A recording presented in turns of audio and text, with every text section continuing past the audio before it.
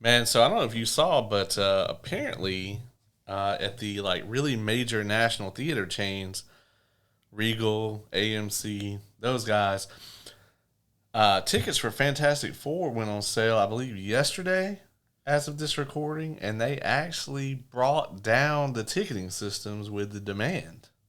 Yeah, I saw. That might be, I say might, that is more than likely the first time a Fantastic Four movie has done that. Yeah, I think it's the first MCU movie to do that since No Way Home.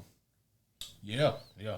Because, I mean, Guardians had a really nice box office haul, but people weren't like rushing out to like buy the tickets. That's a good sign for the MCU, man. It's a real good sign. Now that does mean that the pressure is on. They're gonna have to make sure that this movie is what it needs to be. Yeah, I agree 100%. Like the thing with Marvel they're trying to do now is where they're trying to like get people back in the door or whatever. Yep. Hey, you can look over to your good buddies over at the DCEU. You can only play that card a few times.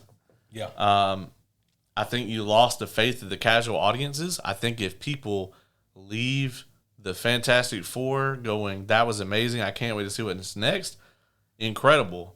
But if you get them into the theaters and then put out a meh product, again, man, there's only so many times that they're going to let you move the football. So this is a vague question, so feel free to answer it however you want to, but what kind of movie should Fantastic Four First Steps be? You know what the crazy thing about that is? I don't really know. It's tough, right? We literally have a review series going on right now, folks, that kind of demonstrates that whatever the code is to that safe, no one has cracked it. Yeah. Because let me tell you, the 94, to me, as of right now, is so far the best attempt. And that movie is a nightmare. That's a crazy statement, but it's hard to disagree. If it's not the 94, it's the 2005. Yeah. Silver Surfer definitely wasn't it. No. We reviewed all three of those. And speaking of wasn't it, we have the 2015 Fan Four Stick coming up. And that is probably the absolute do not do this of them all. But there's one thing about, and I really didn't get to address this on the review, I guess maybe because I didn't think about it till right now, but the one refreshing thing about Rise of the Silver Surfer, though, is the only one that doesn't have the origin story in it. Yeah. We did not have to sit through yet again.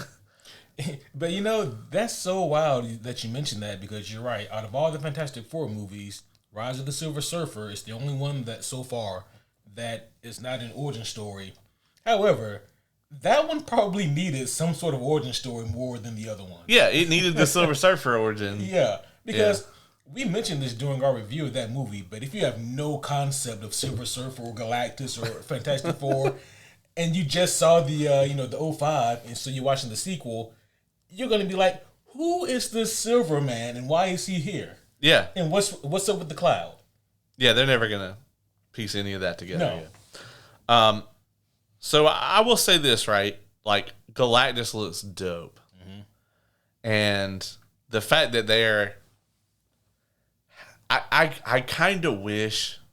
on the one hand, I wish that Galactus wasn't in the trailers at all, right? I would love that to just be a surprise in the theater. But I'll be honest, there's no telling what the fuck they spent on that effects shot. If I spent whatever amount of money that was, I'd be playing that shit every 25 seconds too. Right. Like, get me out there. Mm-hmm. Honestly, man, if it's me, and Marvel's not going to do this, I think I make it a movie about,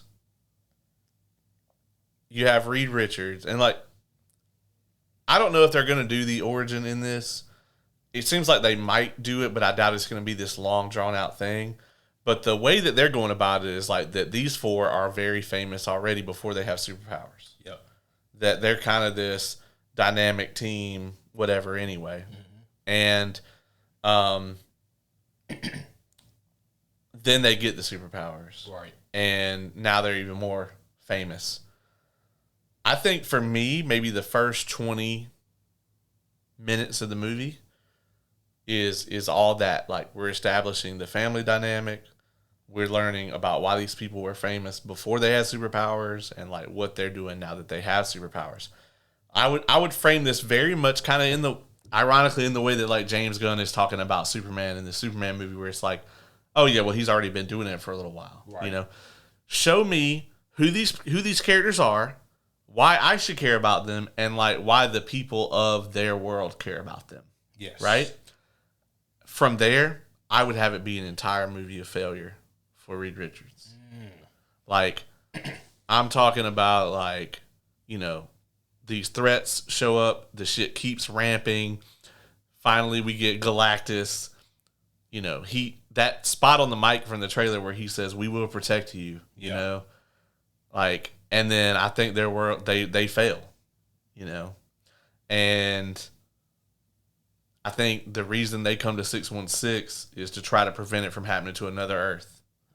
To me, that is going to be the best way to actually like give Reed this kind of struggle, right? Because you've got somebody with superpowers who is a genius, right? The other films that have tried to depict Reed Richards they've all made him some level of incompetent to try to compensate for that, because it's hard to root for that guy, right? The know-it-all with superpowers, right? You know, that's more of a villain. Right. So I think they need to see Reed up on this pedestal, and then I think they need to see him shoved the fuck off of it. And then when he comes to our Earth, he's on a mission to save it. Like, to me, that's a Reed that people can get behind and that can go directly head-to-head with Doom, and for there to be a conflict there. And for him to have that kind of darkness to him and that anger, you know, against Doom, that like the other Reeds in the other movies have never really been able to have, because they really had no reason to. Yeah. You know, I think this movie needs to have a layer of anxiety to it. Honestly, Rise of the Silver Surfer also should have had that as well, because there needs to be anxiety when you're dealing with Galactus. Yeah. You know, like you need to have that level of just like fear and anticipation. And, you know, like I don't want to make this the Reed Richards movie, but so much of the success of the Fantastic Four does kind of hinge on Reed, because yes, he's the brains and the leader of the group, but he's also the one who's most likely to lose his morality in trying to do the thing that he thinks is right. Yeah. It happens to him all the time, you know. That's how we get things like the Civil War. Yeah. You know. And I think there's something to these Fantastic Four trailers where we see how they're so adorned by like just the populace.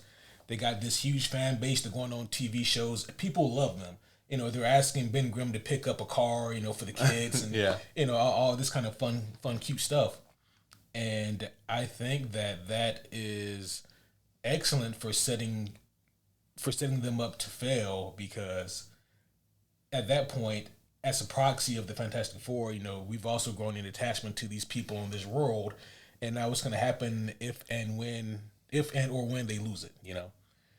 Yeah. So I think there's a couple different scenarios. I can see a scenario where Reed does the Reed Richards thing, where he's done the math, he's looked at the small angles. You know, they don't have the ultimate nullifier, you know, so they just can't repel fucking Galactus. I can see Reed thinking, there's no way we can stop this thing. Like, it is inevitable. You know, not to quote Thanos. Yeah. And maybe there is an ultimate nullifier of sorts that they're making this movie. And maybe Reed Richards does use it. But maybe he knows that this will save my Earth, but it's going to damn the next.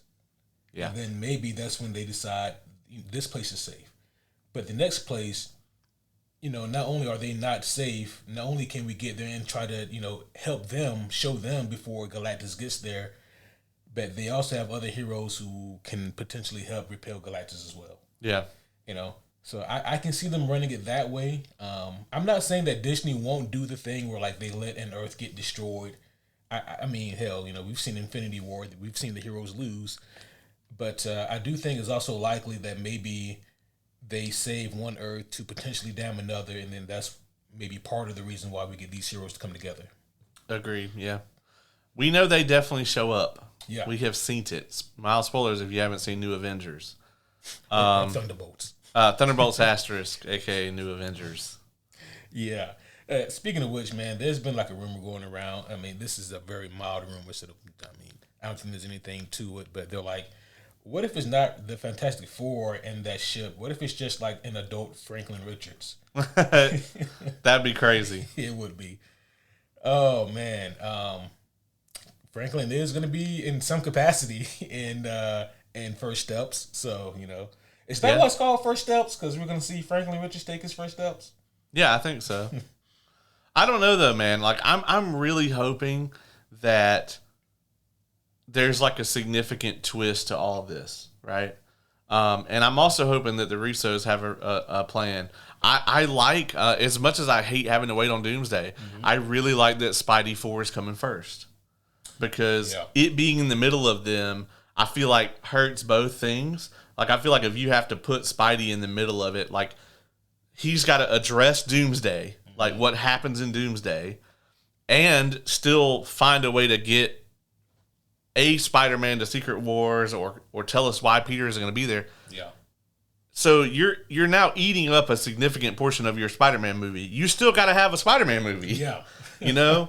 But I think putting it before Doomsday is like, okay, you can tell whatever Peter story you want and then also have it lead into Doomsday. You know? Yeah. I think that's a much better way for them to do it. And they got to be sliding Tom Holland into Doomsday now, right? I would imagine so. Maybe they didn't want to use one of their few Spider-Man appearances that they can use originally, but maybe they realized, well, shit, you know, we kind of really need to make sure that this is a win, so let's go ahead and put Spider-Man in Doomsday and Secret Wars. I don't think they have enough cards to just hold the big ones like that. Yeah, that's true. You know? They don't got enough left. They got to make more. Yep. Speaking of Disney spending money, bro, have you seen any Andor news recently or anything? I have not. All right, so I just want you to ballpark for me. Okay. What is your estimate for how much it costs for them to make season 1 and 2 of Andor? Like total for the show. Total for seasons 1 and 2. Yeah. That's a good looking show, man, with some practical and CGI effects. Like really, really good blend. I am gonna say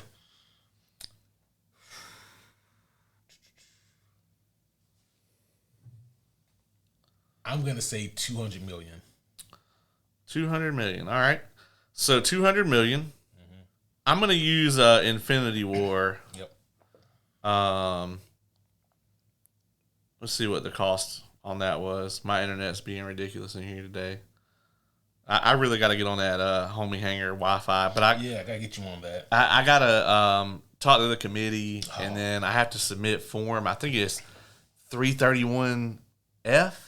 G. Oh, it's G. Yep. Oh, that might be why. You submitted that? I think I did, man. And some of these forms are like pages and pages. Oh my god. So the budget for Infinity War was $316 million. Goddamn. Yeah. For both seasons of Andor, it cost $650 million. Holy shit. That's what they dropped. And they got greenlit. Yeah, and they wanted to make a bunch of this. So I've been reading these interviews with like Tony Gilroy, and he basically, you know, they came out, and for the first season they were just like, do whatever you want to do. He said the only note they gave him on the first season was when they put "fuck the Empire" in there. They were like, could you please not do that? And so they changed that line to say "fight the Empire." And that's it. He's like, that's the only note they gave me. He's like, then we came back for season 2. Apparently Disney was like, yeah, streaming is dead. They were like, we really don't have the resources and stuff we used to have. And he was like, okay, so what's my budget then? And they were just like, well, just make what you're gonna make. And like he said, they never came back and like told him to stop doing anything. So that's why like season 2 looks amazing. Is like they were just like, we're just gonna make the best show we can. Damn. So yeah, they spent $650 million. That's insane. Tuesdays Andor, which is why like I agree with him. Like in the near future and maybe ever, there's not going to be another television show that has the kind of resources that they were given.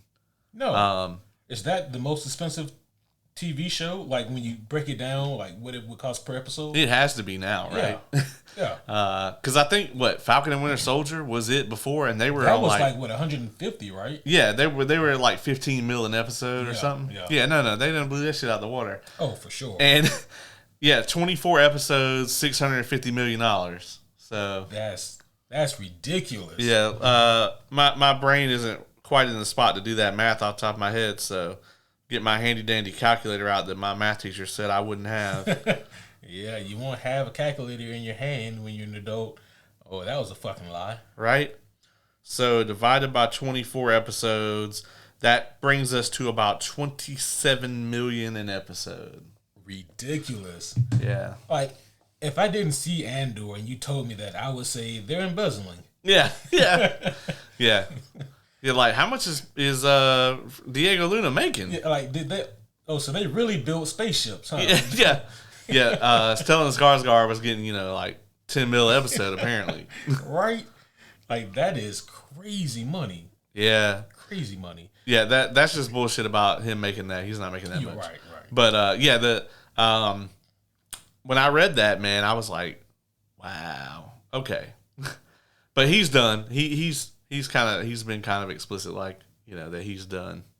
I'm very surprised that, especially at this point in time, Disney was so loose with their wallets like that. Yeah, I think that there's a huge amount of, I think, respect for what he's doing, and like Disney also really likes how well received the show has been. And I think right now, I'll be honest, like if you look at it, everything that they've done with Star Wars on Disney Plus, the only things that have like really like got the cultural zeitgeist like that is Mandalorian season 1 and 2, mm-hmm. and Andor. Yep. Ahsoka kind of, mm-hmm. But I mean, if you look at like the watch numbers for like the Kenobi show, they were through the roof at the beginning, and they just plummet. Yeah, because everybody tuned in, and then they were like, "Oh, this is jank." Right. But I do think that we're gonna see a lot less. I mean, if you look at the Lilo and Stitch movie that just came out, the remake, mm-hmm. that we didn't need. Yeah. The fan base is livid, man, because originally apparently that movie was gonna go straight to Disney Plus. And apparently you can tell. I haven't seen the movie, but people have said you can tell. Yeah. Yeah. And that brings me to something else. Mm-hmm. So I've been watching this Light and Magic show that's on Disney Plus that's about industrial light and magic. And every time I watch an episode of that shit, I'm like, Disney owns these motherfuckers. Like, the only reason why they should ever have an effect shot that doesn't look amazing is because they just aren't willing to mm-hmm. provide either the time or the money. Right. That's it. That's the only reason that they should ever not have something that looks amazing. Yeah, I'm not sure what the protocol should be for cutting costs if you're in like a Hollywood executive position, but I do know it probably shouldn't be pulling a fastball on like your special effects crew. It probably shouldn't come from putting in these rush orders or changing shit at the last moments and then expecting them to just turn on a dime. When something looks bad in a movie like that, it just breaks your immersion, mm-hmm. Absolutely. And that's the magic of cinema, And if you put something in there that looks like trash and it breaks the immersion, like you're doing an incredible harm to this thing that you're spending all this money on, Yep. Yeah, that's pretty awful. But what also I am worried about, and this is also something that I've seen echoed online, and that is it seems that most people don't like this new Lilo and Stitch movie. However, apparently it is making good money. Yeah. And they juxtapose that with like the Thunderbolts, which people tend to love, but didn't make the money that they wanted it to. Yep. And I am so terrified of what Disney's going to take from that. Yeah, me too. Yeah, me too. 'Cause like every time I see something like that, man, I'm just like, oh no. Yeah. I mean, because to me, like, I really loved Thunderbolts. I thought it was really good. I'm sorry, Thunderbolts asterisk, aka New Avengers. I thought it was really good. I mean, don't get me wrong, it's not like the best Marvel movie I've ever seen, but it's really good for what the premise is and the cast that they had. I thought they did a really good job. Mm-hmm. That it was hella better than like most of everything I've seen from the MCU in a while. Yeah. So yeah, I mean, serve me one of those all day. But yeah, I feel like I am also very afraid of what Disney is going to take from that. You know, I don't know. I mean, honestly, I really hate a lot of it because, like, if you look at the Marvels, right? Mm-hmm. Horrible box office for Disney, and you know a lot of that too. I'm not. You know, I don't want to get into like the quality of the film. Obviously, like a lot of people don't like it. It's not as bad as some people made it out to be. I thought it was enjoyable. But at the same time, it's like the lowest grossing, period. Mm-hmm. And like that definitely doesn't equal to the quality of it. I can easily name 5 MCU movies that are worse, that made more money. You know, like things that just make me actively like hate watching them. So, you know, and because of that, we're probably never going to see Monica Rambeau again. At least not in any kind of major role. Yeah, that's the wrong person to ask. Yeah, agreed. Yeah, and I'm worried about Kamala, but I think she's going to be okay. Yeah, I mean, because we've seen her since the Marvels. Yeah. You know? Haven't we? Yeah, I mean, her dad's in... yeah, her dad's in Daredevil. Charlie Cox doesn't like that episode. Have we talked about that? We have not talked about that, but I've seen that interview. He doesn't like hate it, but he was just like, he didn't fit tonally with the rest of the show. But honestly, for me, man, he's not wrong. Like, because that was the most notable. That's the episode where like we both said we think that this probably came from like the original batch. Yeah, and he kind of solidified that. Yeah. But I actually, while I do think that episode is tonally off with the rest of the season, I do like it, kind of like I like the Fly episode of Breaking Bad, where it's like, okay, well, like this is just like something that could happen to Matt Murdock on a fucking Wednesday, you know? Yeah. He's like, God damn it, I'm just trying to go to the bank. Like that episode, that's what I would call like a one shot in the comic book, like where you get done with like the 6-issue series of what the story is, and then there's like this one issue that's at the end of the book. And it doesn't have anything to really do with like another story, but it's like what you read in between. It's the icebreaker, you know.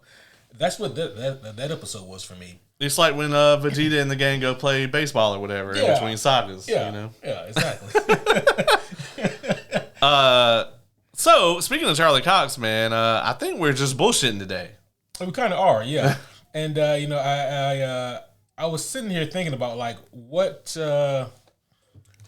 exactly is this episode?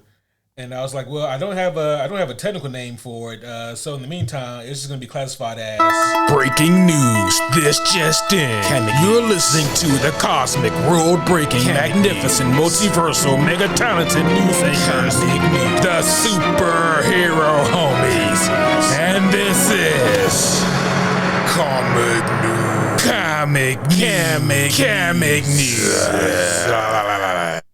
Thank you, news host. Man, did you talk to the committee?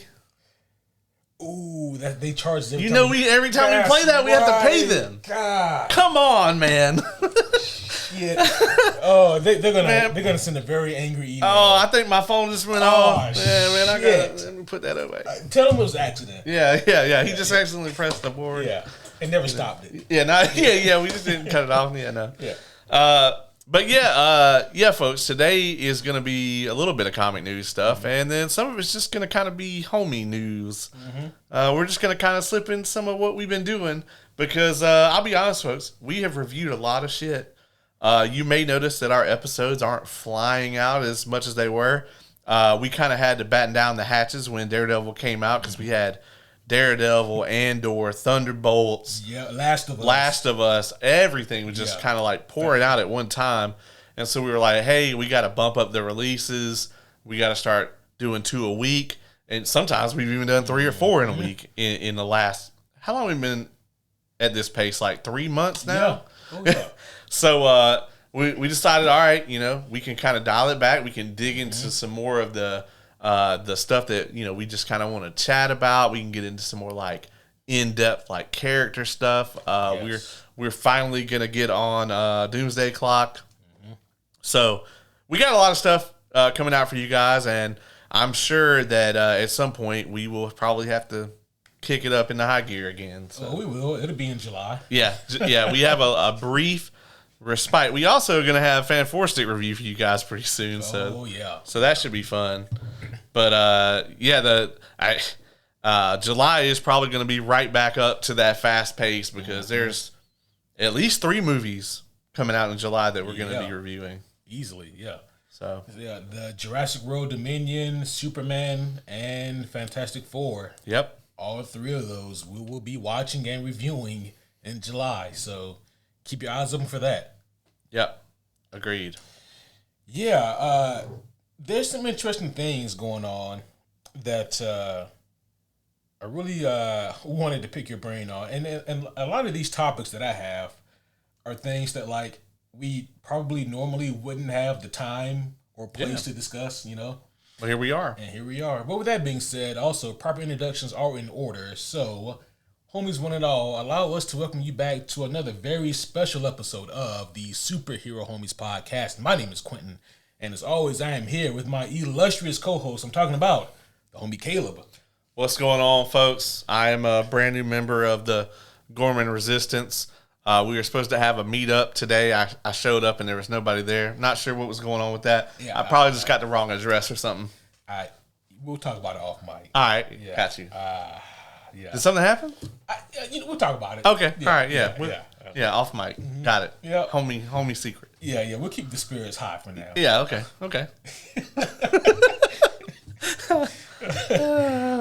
What you got, man? You want to go first? Yeah, sure. First, just kind of ease us in here. We'll talk about something that's more in the realm of comic booky shit before we break off here. Yeah, before we just abandon all logic. Yes.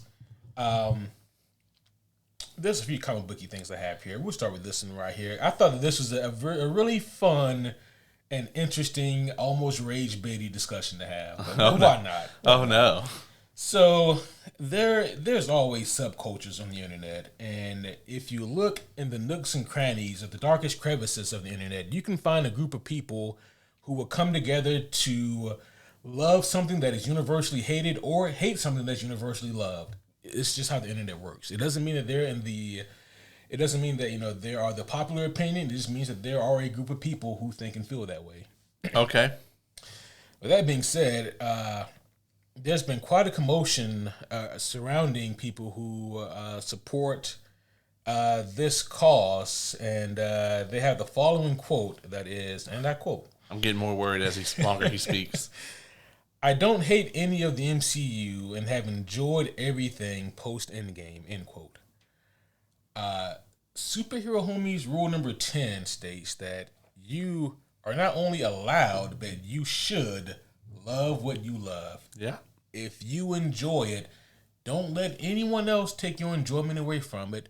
You are allowed to love it no matter what anyone says, including us.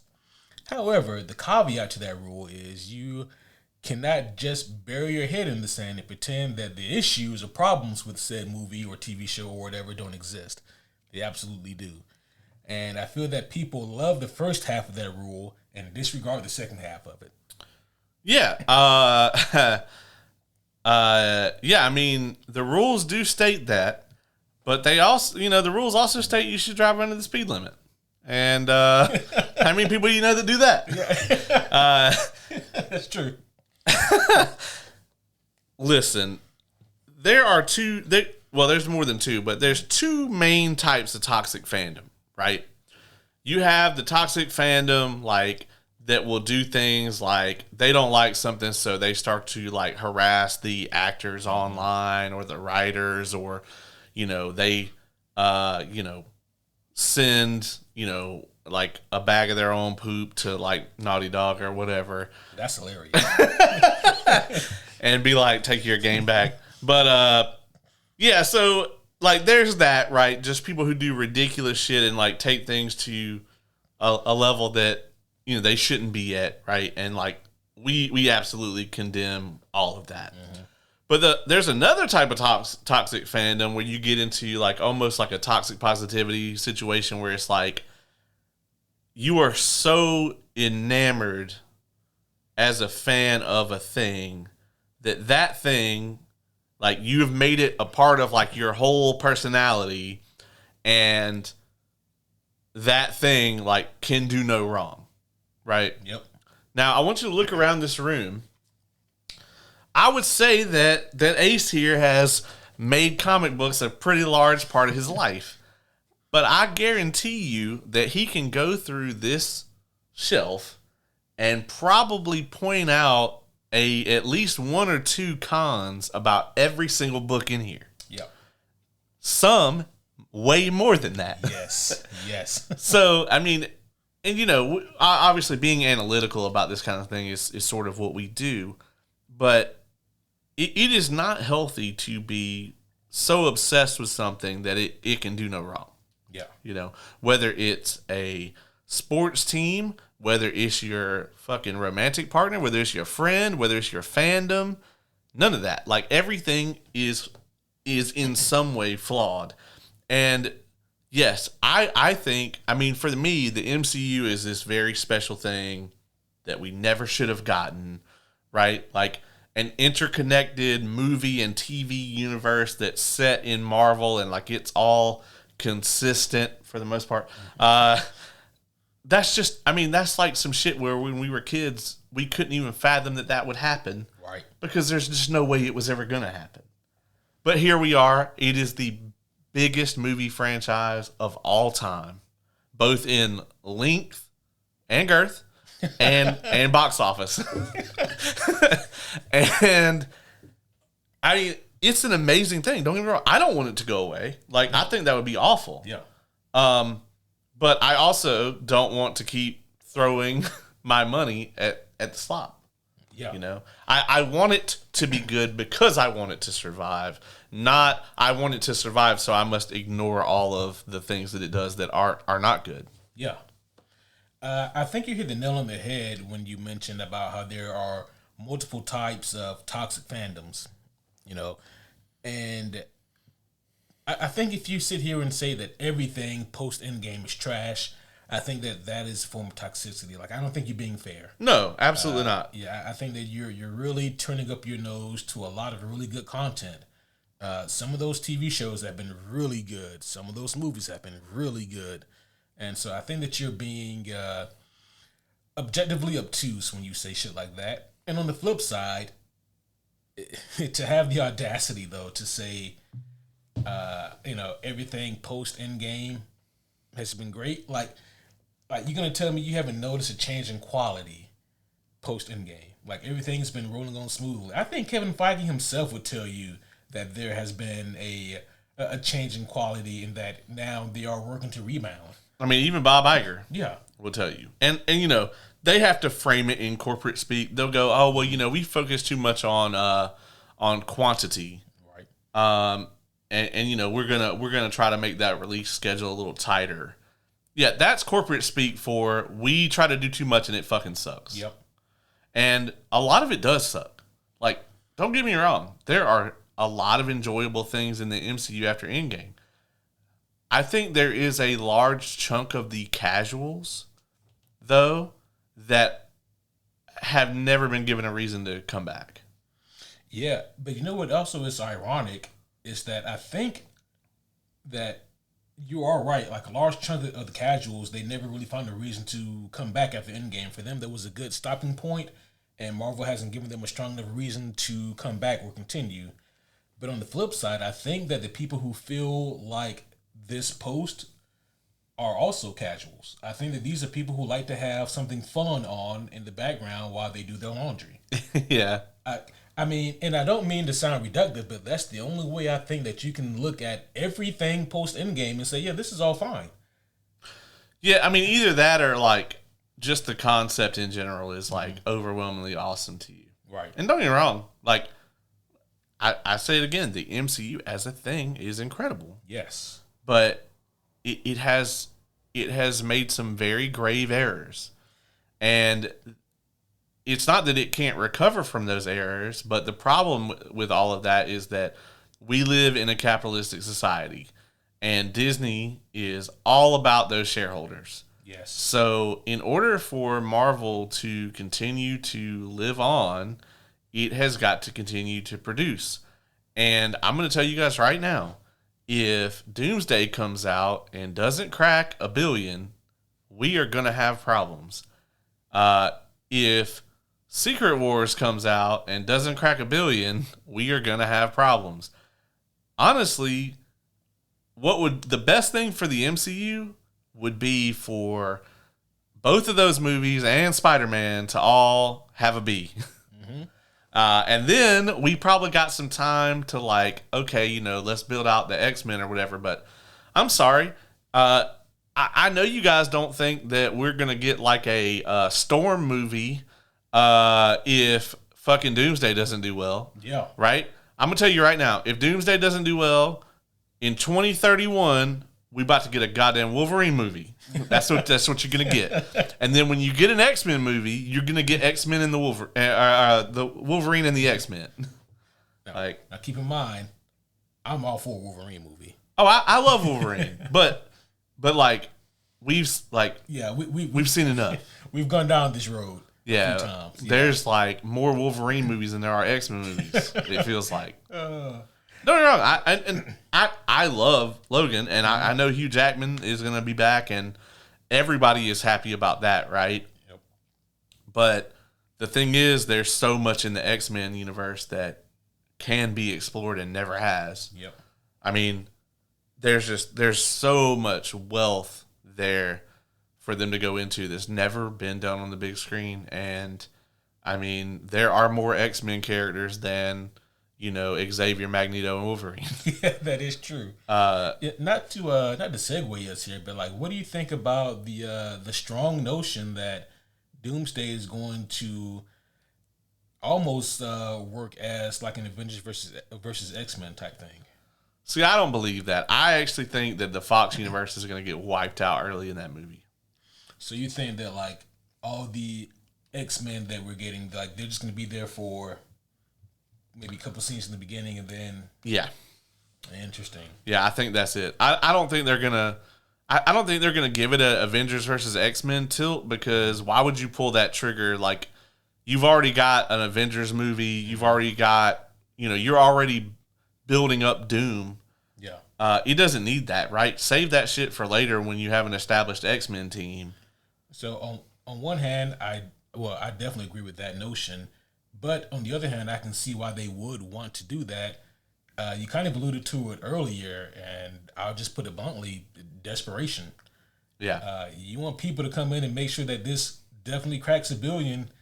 If you have this as like an Avengers versus X-Men with Doom being like the puppet master, I think that'll get people interested.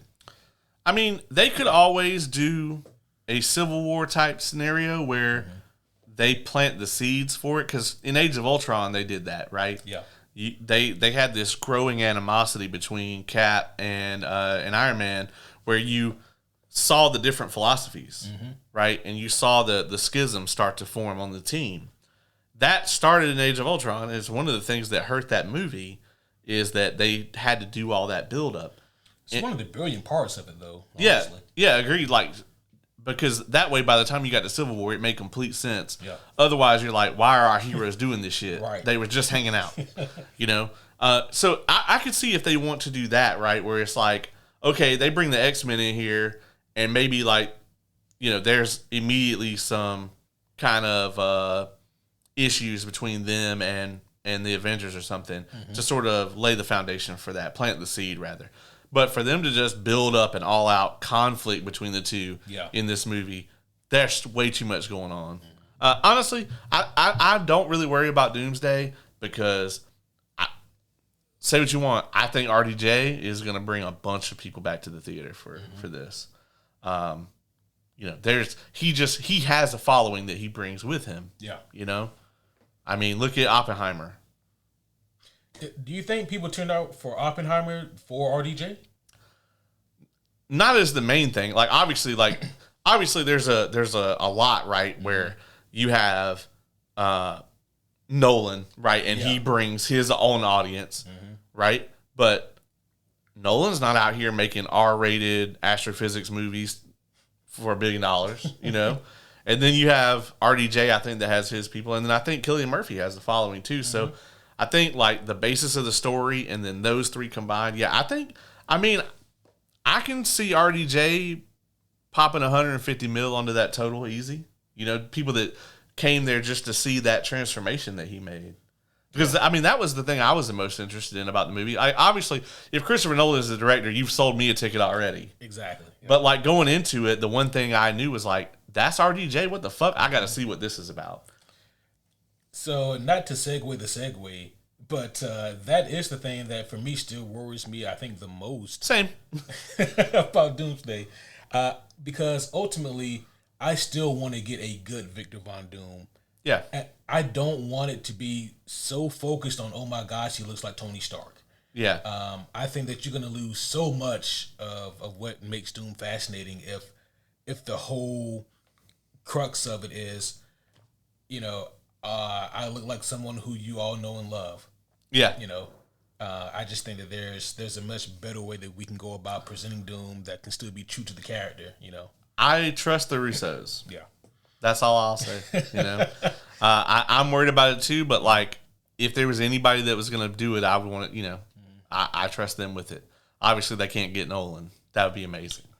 Nolan with a Marvel movie. Oh my goodness. Honestly, man, like, can you imagine if they had Christopher Nolan Doctor Strange 3? Because like that's the character I'd want him to do. I would buy a ticket now. Yeah. For him to do a Doctor Strange movie in that, after what he did with Inception. Yeah, for him to use his non-linear storytelling for that kind of movie would be incredible. Holy shit! Yeah.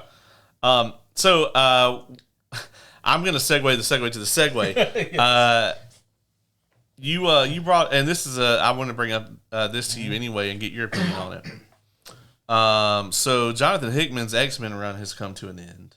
Yep. And I wanted to get your opinion on that, man. What do you think about his X-Men run, like the Krakoa era and all that? Oh, no. The man sat up in his chair. I really didn't realize this was going to be divisive, folks. Okay. This is going to be super divisive. I thought this was a softball question. No. No. Because people online, they absolutely love the Krakoa era. I think it is very overrated. I don't think it's Hickman's best work, like a lot of people think it is. A lot of people think that this is the best X-Men run since Claremont. I think that Morrison's run is still better. I think that Joss Whedon's run is still better. The Krakoa era does a lot of things really good. A little tape runs across the bottom. This podcast does not condone any of the actions of Joss Whedon.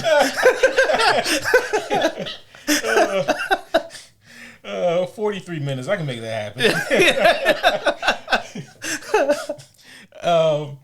But no, the Krakoa era, it did some really cool concepts. Like, as a matter of fact, it starts off the strongest with a story called House of X, Powers of 10. It's a phenomenal story and like just an amazing concept. It's everything that you've grown to know and love from Jonathan Hickman.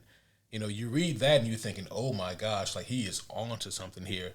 And then it tapers off and then it goes downhill. And then to give you guys kind of a peek behind the curtains, Hickman wasn't even there for the entirety of that run. He presented Marvel with a 3-step or 3-stage storytelling aspect that he wanted to do. And Marvel said, yeah, that's cool. Do your thing. I think that when they saw the popularity and how well House of X was selling, they decided to pivot, and then they wanted to elongate it, and that ultimately threw off a lot of things he wanted to do. And you also pair that with the fact that there were a lot of other writers who were writing tie-in books with these, whether it be the Marauders or like X Factor or whatever kind of Executioners, whatever kind of X books they had running adjacent to the main X-Men book. Teenie Howard did some of that, right? She did. Yeah. She did, absolutely. And she is riding off those coattails still. I know that there was a lot of controversy where like Hickman came out, and kind of the reason he's off the book is that the studio in this instance kept like messing with his stuff. They kept being like, oh, well, you got to pivot to incorporate this, and like it kind of muddied the waters on like the arc he was trying to tell. Absolutely, and you can tell because Hickman, he's a very specific kind of storyteller, and I think that he's one of the best in the comic book business right now. As a matter of fact, I've been rereading through his Fantastic Four run. Really good stuff. But in terms of his X-Men run, he has such an amazing concept. And I remember it was so good that a few years ago, me and Kevin, we reviewed House of X on this podcast. And we both had the same thoughts and feelings. We said the way that this ends, if Professor X isn't manipulating everybody using this portable Cerebro to do all of this, then it's almost a fucking bust. And it's a bust.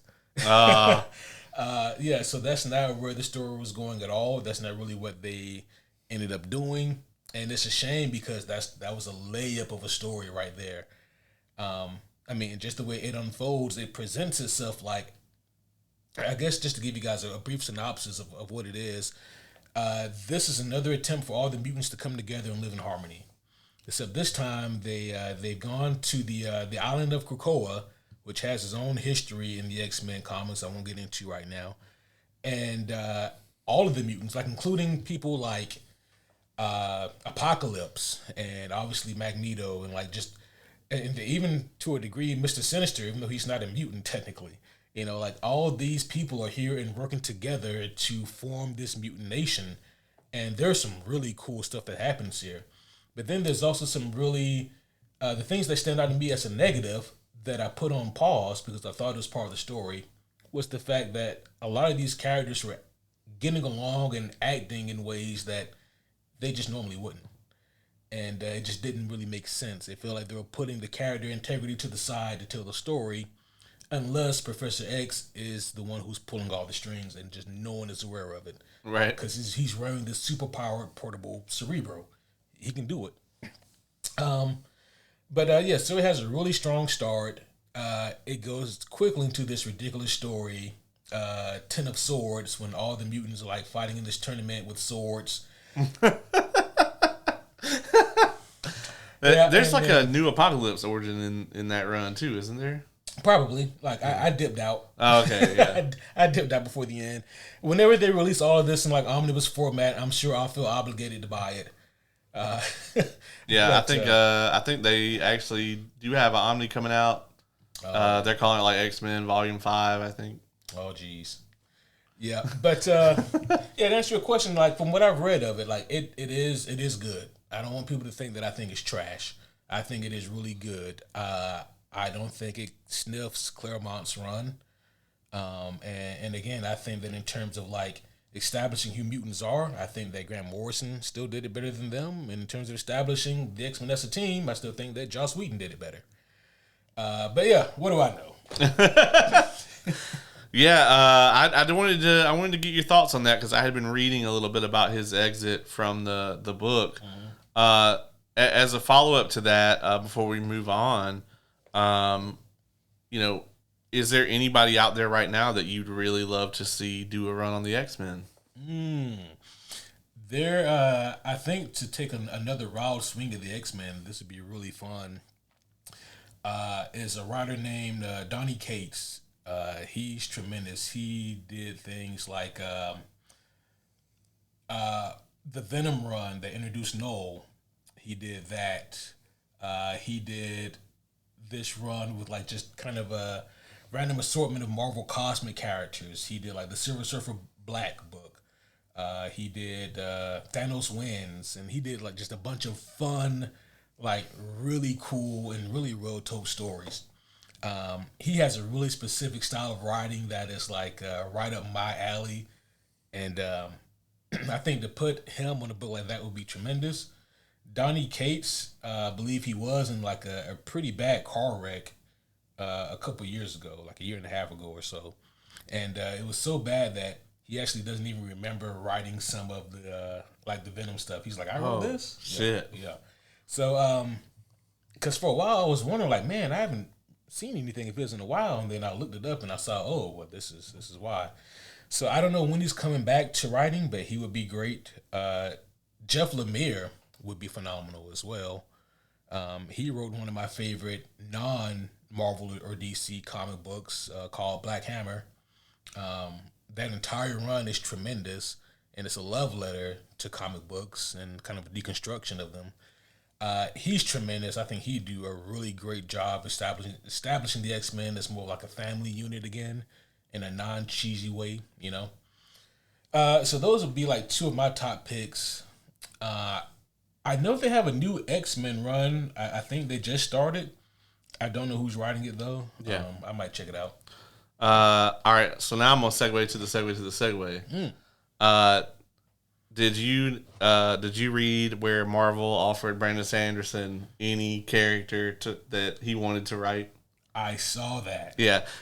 So Marvel straight up was like, "Hey, Mr. Sanderson, we'll give you any character, and you can do a run for as long as you want on said character." Who would you have wanted Sanderson to write? It doesn't matter. It doesn't matter. It'd be Howard the Duck, and you'd be like, "I'm buying issue number 1." Yeah, he would make it. He'd make it dope as fuck. Yeah, he would make it about how like he would make it meta as fuck about how like everybody thinks that because he's a duck he's lame and like can't do anything or whatever. Right. Like he would find some way to make it awesome. Honestly, if I think Brandon would do an amazing X-Men run. Yeah. I know we were just talking about it, but I think he would absolutely kill it on that. I think he would kill it on any of it. If not X-Men, though, I think I would love to see him do something like a Venom or a Ghost Rider. Like Ghost Rider would be fun. Yeah, one of the more like tragic kind of characters like that. I think he could put out like the definitive run on like a Ghost Rider. Oh yeah. You know, the thing about this though, like, and I take it back. I hope that Marvel is aware of what they would have to do if they were ever able to get Sanderson on board, and that is you got to leave him the fuck alone. Oh yeah, no, that would be his like he wouldn't even agree to it if that weren't the case. Yeah, is like, listen, if you contract me to do this, like I'm gonna write what I'm gonna write. Yeah. But I mean, the thing is, he had to turn him down. He actually talked about like several different things, like movie studios he's had to turn down. Marvel, there was something else. I think it was like Lucas wanted him to do a Star Wars novel. Wow. Like, there's just so many things where like people have reached out and been like, "Hey, look, we will pay you a boatload of money to do this," and he's just like, "I don't have time. Like I have to put my shit out." Yeah. That man, that is something to think about though. I would like to peer into the universe where he said yes. Yeah. To see what he agreed to write and to read it. I want to know, like, just that had to feel great when you got off that phone call, right?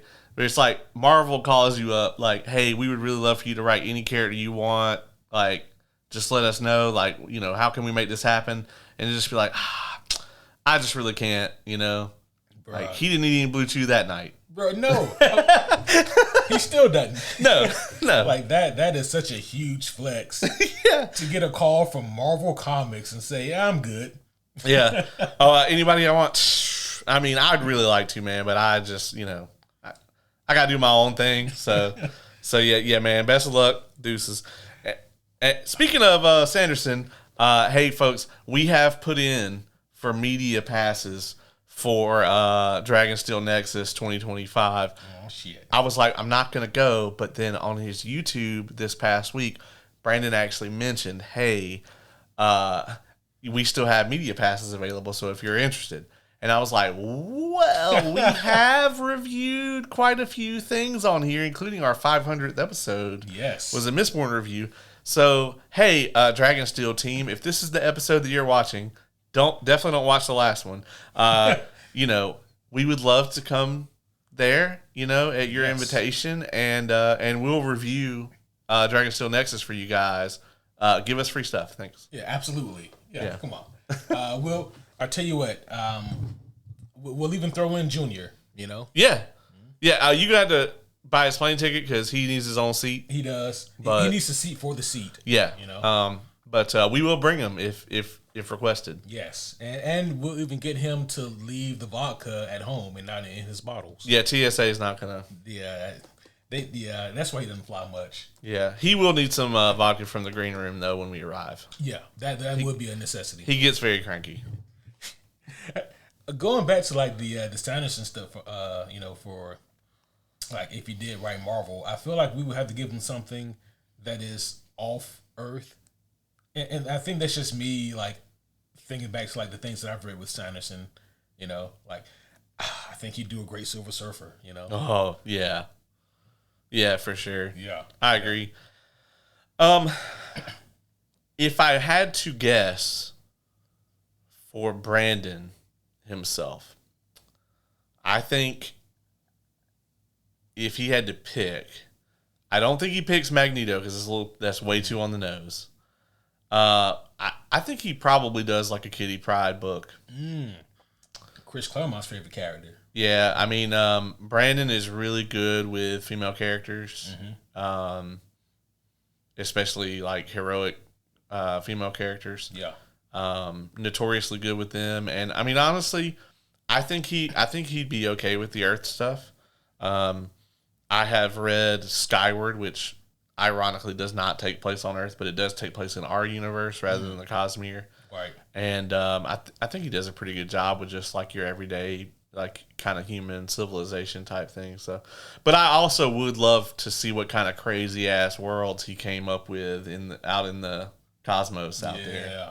Oh, yeah, that's a fun thought to think. And who knows? Maybe one day he'll circle back. Yeah, 15, 20 years from now. And do like a Guardians of the Galaxy run or something. Yeah, hell yeah, that would be awesome. It would be. Let's talk about this Witcher 4 demo. Yeah, man. So before we get too into this, I want to make sure all the homies out there know, like, this is not Witcher 4 footage that was shown. If you guys haven't seen this, it came out yesterday. This was at the whatever Epic's big conference or whatever it was called, but essentially it was a conference about the new version of Unreal Engine, which, I mean, Unreal Engine, absolutely incredible. I'm really glad that like so many of your AAA games are veering towards that now. There is a danger in it, right? Because you do give Epic a lot of control over the industry. Like, it's good right now that they're like, oh, we have all these cool ass tools and everything. Yeah. But like, when you get to a point where 70% of the AAA gaming, publishers are using Unreal Engine, you can't tell me they're not going to go, oh, well, the licensing fees just tripled. Exactly. Yep. So that is a worry. However, right now we're in the phase of like all these big publishers are trying to make their own engines, and those engines suck, and it's making the games take 11 years to come out, and then the game's not done. Yep. I'm looking at you, Red Engine. You're 7 years to build an engine to make one game, but and an expansion. Okay, I'll give you that. I'll give you that eventually. But that all being said, they had a Witcher 4 kind of demo. Once again, this is not like footage from a Witcher 4 beta build or anything, but it's from CD Projekt Red, where they've just gone into the engine and kind of messed around with what they can do. And honestly, it looks really fucking good. Yeah, it looks tremendous. And I did see this. And my thing has always been like this, though. I have to always take it with a grain of salt because we see these demos. Hell, I think we saw a good demo for Starfield. I mean, yeah, we saw an amazing demo at I think 2013 E3 for The Witcher 3. Mm-hmm. And the demo was way ahead of what the game actually ended up being. Yeah. And I think a lot of people who saw this Witcher 4 demo, and I'm not trying to piss on your parade, right. If you guys are hyped for it. Hell, I want to see a Witcher 4. I'm a little bit more tentative about it. I can't go in raw. I got to go in with a condom because of Cyberpunk, Right, yeah. I'm definitely not pre-ordering. No, absolutely not. But it's just the idea of, I know it looks really good, and I know people are really excited because they say things like captured on the PS5 Pro, or whatever. And I'm like, okay, I get it, because it makes it seem more feasible and more real, but it's not, though. This is still it's still a tech demo. Right. And it's a gorgeous looking tech demo. But I just don't expect The Witcher 4 to be what this demo is. Yeah. Taper your expectations. Yeah, I mean, even if you're on like a $4,000 or $5,000 gaming rig, it's possible that the end product that you get isn't going to look anything like this. Don't get me wrong, I think it's going to be impressive. I mean, because it's years out, folks. I mean, yeah. I don't think we get a Witcher 4 in 2027. I don't think so either, no. I think the earliest you could see a Witcher 4 is 28. I think that is on the earlier side, and I think if you're a CD Projekt Red, that's the smart move to do. Yeah. Take your fucking time. However much time it takes, take it. Take your time. And when the game is cooked and done and ready, then present it. They can't afford another Cyberpunk fiasco. They can't. And I mean they're also turning out a remaster of Witcher 1 apparently. Oh, that's right. So if you guys like, oh, we need to make some money, like, okay, well there you go. Sell that. Yeah. I think that they really need to knock it out of the park with Witcher 4. I think their reputation took a huge hit with Cyberpunk. I think Cyberpunk is a perfectly playable game.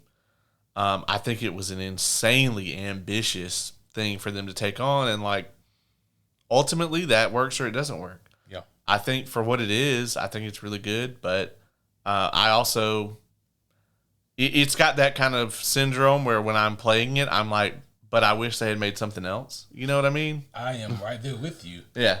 And it's hard for me it was always hard for me to formulate because I enjoy Cyberpunk now. Yeah. I think it's a really fun game.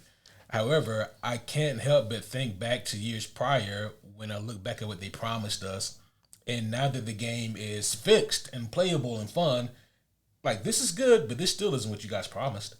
Yeah, it's still not. There's still a ton of stuff that they like demoed and like we're like, oh yeah, we're gonna do this and this and this. That's not in there. And I mean, honestly, like CD Projekt Red basically wasted 12, 13 years on this experiment, and I don't know that the juice was worth the squeeze. Yeah. And you can't help but think like, what if they had spent this time? They had gone to Unreal Engine back then, and they had spent this time making Witcher 4. Yeah. Like, we would be anticipating Witcher 5 right now. Oh, yeah. And I'm not saying, oh, you guys have to just make Witcher games forever. Like, that's not what I'm saying. But, like, Cyberpunk, to me, like, what they wanted to do with it, it feels too ambitious. Mm-hmm. They didn't have the actual capabilities to pull it off. And I mean, that's demonstrable, right? Like, I don't think you can argue, like, oh, no, they did that. No, they didn't, because they didn't. Yeah. And they still haven't. Right. So I'm hoping that with Witcher 4, they just have a very tight focus. Like, just tell me a great story. People already love Ciri. Mm-hmm. Like, make a good story. Make the gameplay fun. Let's do the damn thing. Yes. Boom. Yeah. I'm right there with you, man. What else you got? I would like to talk about this little thing called Expedition 33. How far are you in that now? I am far. Oh, okay. So we are going to keep. So if you're listening to this, we are going to keep this part about Expedition 33 incredibly spoiler free because there are so many big spoilers in this game. And they would definitely be like experience ruining. I actually recommend if you're going to play Expedition 33, I recommend don't look up anything. Like, just trust me that it's really, really good and go play it. Don't watch anything. Don't look up anything. Just go play it. I am probably, when I go home tonight, going to finish the second act. Nice. And from what I understand, it's like the second act is the longest, the third act is the shortest, but the third act, like a lot of JRPGs, has a ton of side stuff. And I will say this about Expedition 33. The amount of side content is amazing. And I don't mean that as in like a Ubisoft game where it's like, oh, well, a bunch of busy work. Yeah, we AI generated 900 chores for you to do. No. Granted, some of it is like, oh, you just go here and pick up an item. But, like, that's kind of how an RPG works, It's like you explore and you get a thing. Right. But sometimes it'll be like, there's tons of optional bosses. There's tons of, like, side quests. I'm talking, like, imagine like Final Fantasy 7, 8, 9, like amount of like in-game side stuff for you to do. Nice. It is loaded with that. And it's not loaded at the back like those games were. There's actually quite a bit of stuff as you go through the game where you can go. Because I've already done probably 10 to 15 hours of side content that has nothing to do with the main story. How far have you managed to get? I have not managed to find time to pick it up again here recently, but I do plan on spending quite a bit of time with it. What also fucked me up is that, I'm in a conundrum because you should never play two RPGs at one time. I think you should always focus on one. Yeah. So another RPG that I had really been looking forward to playing came out, and I played it for a couple hours. It came on Game Pass, I should say. Metaphor. Oh yeah. See, I actually, it was really funny. The other night I logged on the Game Pass and like my whole friends list was either Expedition 33 or Metaphor. Yeah, and I was like, I want to play both of these. Can I play both of them? Yeah. So I actually have a friend that's playing Metaphor right now. And they did say that out of the two of them, like they definitely preferred Expedition 33, but that Metaphor was also a really good game. So, a couple things I'll say about Expedition 33. It is dark as fuck. Like, so if you don't like that type of tone, it is not the game for you. The very premise of it is it's a little bleak, and it's like, oh shit. Okay. The whole game is bleak as fuck, man. It actually has almost a Souls-like aesthetic to it. Kind of does. With the French. Yeah, like French Souls. Yeah. My favorite thing about it is like it's clearly a JRPG, but they're calling it a JRPG. That's clever. Yeah. And that shit tickled me. It is very French. Yes. It will never allow you to forget that it's French. At any point.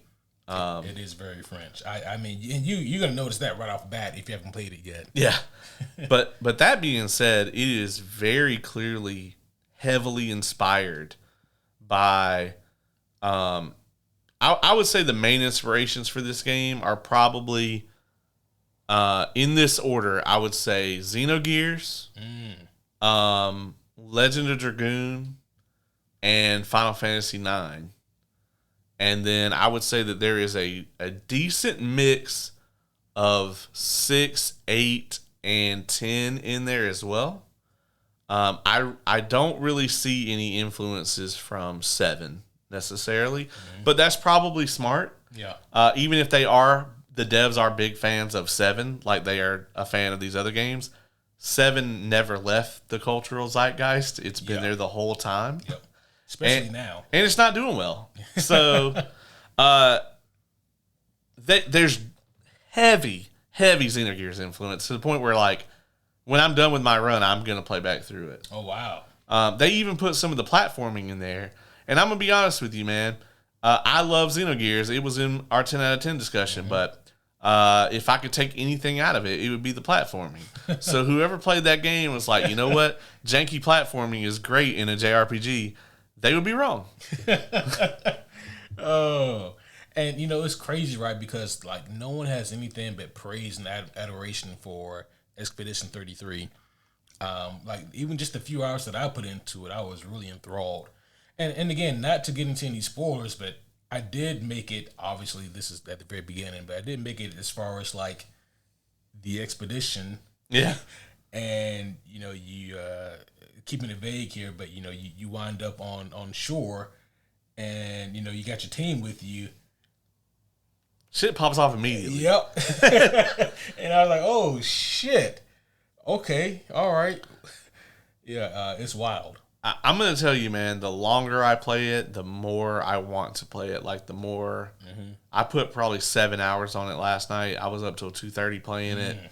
The more I play it, the more I want to continue to invest in it. And I'll be honest, it really gives me that feeling that I had playing all of those games, like, when I was a kid. Yeah. And that brought me to a realization. I don't mean to circle our conversation back to Brandon Sanderson again. Usually I only do that maybe once an episode. But I kind of realized this the other day. It's like I was watching an interview with Brandon, and he talked about how the... have you ever played Final Fantasy VI? It's the one with like Kefka and... Actually, I haven't. And all that? Okay. So Brandon was talking about how the ending... And the overall like tone and everything of his most recent book that he released, Wind and Truth, how it was heavily inspired by Final Fantasy VI.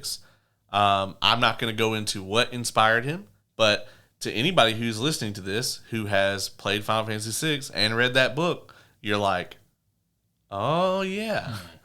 And it just kind of made me stop and think about it. Like, all the things that I'm enjoying right now are being made by people who loved the same things that I loved when I was a kid. Yeah. It's like people who were deeply inspired by these type of games and want to see more like it. And like, you can feel that all through Expedition 33. Like, the story and the game are really good, but the thing that really just exudes from every single scene is how much you can tell these developers love this genre. Yeah.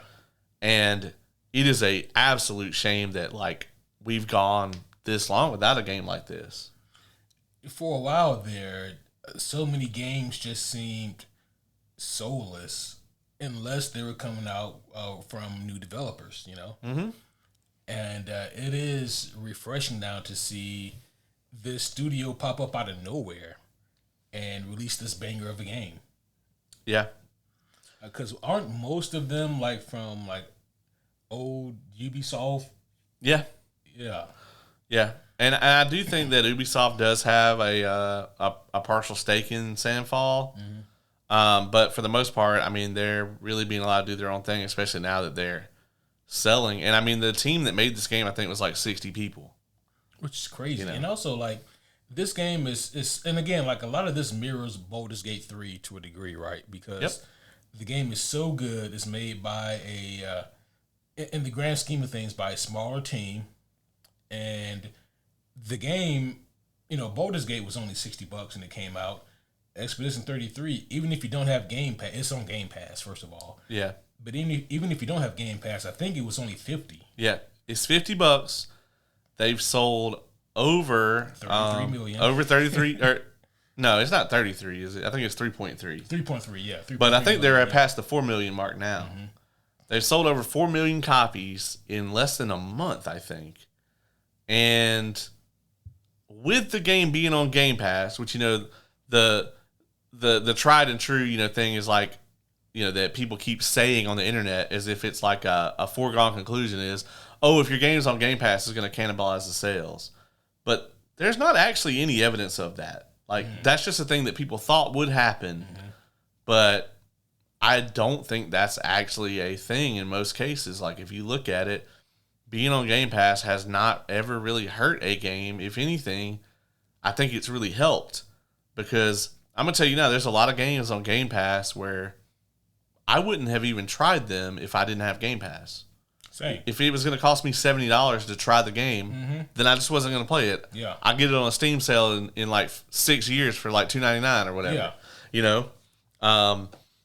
So I've played lots of things that I was on the fence about and then ended up liking them solely because they were on Game Pass.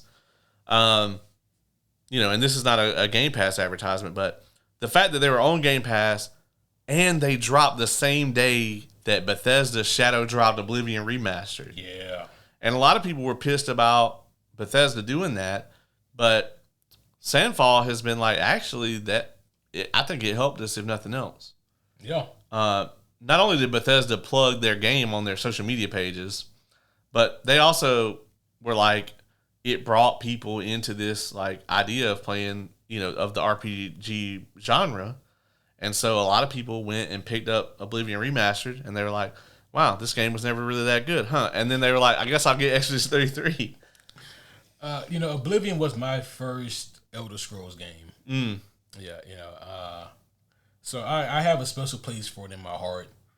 But, you know, you just have to be aware when you play remasters, specifically. Not talking about remakes. That's a different thing. Yeah.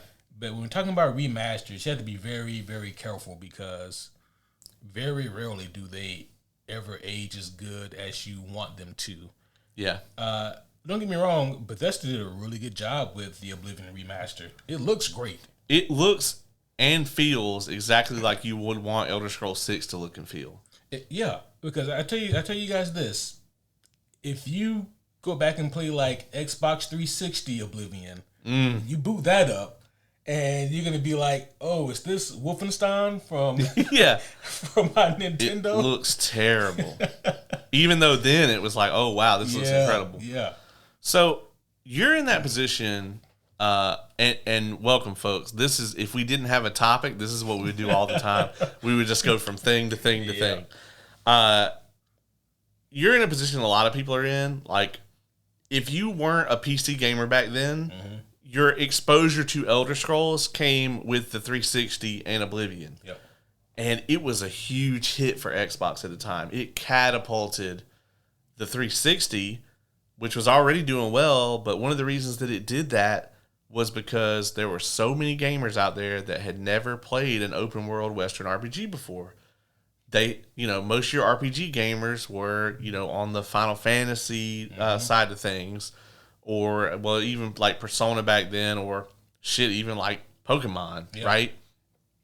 But this concept of the Western RPG, if you didn't have access to that, if you weren't on the PC, there weren't Western RPGs back then other than Jade Empire and Knights of the Old Republic. Yep. And those were on the original Xbox.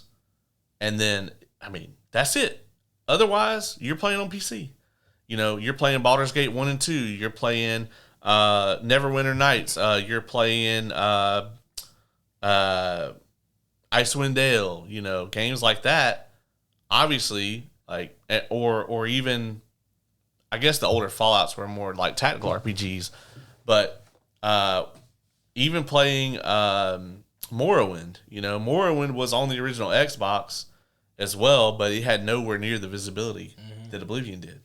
So there's a huge section of gamers where it's like, not only is this Oblivion, this is my first Elder Scrolls game, it's my first open world RPG, it's my first Western RPG in this type of setting with this type of budget. There's a ton of people that, like, they got their first hit from Oblivion. And for all of you, I wish you well, and I hope that when you know, go plunging into that nostalgia hole, that it does everything you want it to do. But it's not there for me. The juice ain't there. Like, it was not baby's first RPG. I didn't like Oblivion when it came out because if you didn't like Oblivion previously, you're not gonna like it now, right? Yeah, yeah, it's just a prettier thing. There's so many things I don't like about it. The level system to me is one of the worst I've ever encountered in an RPG of that scale. But, with Oblivion, everyone knows if you want a level, you just jump everywhere. Yeah. And then by the time you hit like level 50, you're gonna be the Incredible Hulk the way you're leaping. Yeah. So it's great. You can just walk around and level up because that's athletics. Acrobatics is when we jump everywhere, and then that gets better. The forced scaling of everything in the game, whether it be enemies, items, nothing's better than like going and doing that really hard quest that is a level 20 quest, and you're only level 11, and like you're gonna do this hard ass fucking thing because you want the reward, and then you fight through this whole dungeon. You've used up all your potions, you've ate up all your cinnamon rolls, whatever, and then you get to the end of that dungeon and you get the quest reward, and the ultimate nullifier Sword of Oblivion has been downscaled to level 11 with you. Yeah. And that is the risk with a lot of remasters, is that like, as pretty as they may be, they do oftentimes shine a light on how outdated they are. Yeah. And Oblivion does the same thing, because I'll be honest with you, like I really do appreciate what Bethesda's done with this Oblivion remaster. After playing for a couple hours, I said, man, I could really go for some Skyrim right now. Yeah. But the thing about it is, when you look at it and see how it feels, you're kind of like, wow, I really just want to play Skyrim like this. Yeah. I want Skyrim to look like this. Because when you go boot up Skyrim, even if it's a special edition, you're going to be like, oh. Yeah. Because it doesn't look nearly as good or feel as good. No. Like, the feel is really important in Oblivion Remaster, because, like, it's like when you... It's hard to explain it right, but if you play it, you'll understand. It's like when you pull out a sword and a shield, they do so well with making you feel the weight of that.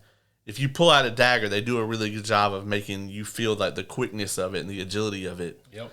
And that is hard to convey, and they've done a really good job with that. Whereas, like, in the original Oblivion, whether you had if you had a big ass axe, you would swing it slower than you would a dagger, but that's it.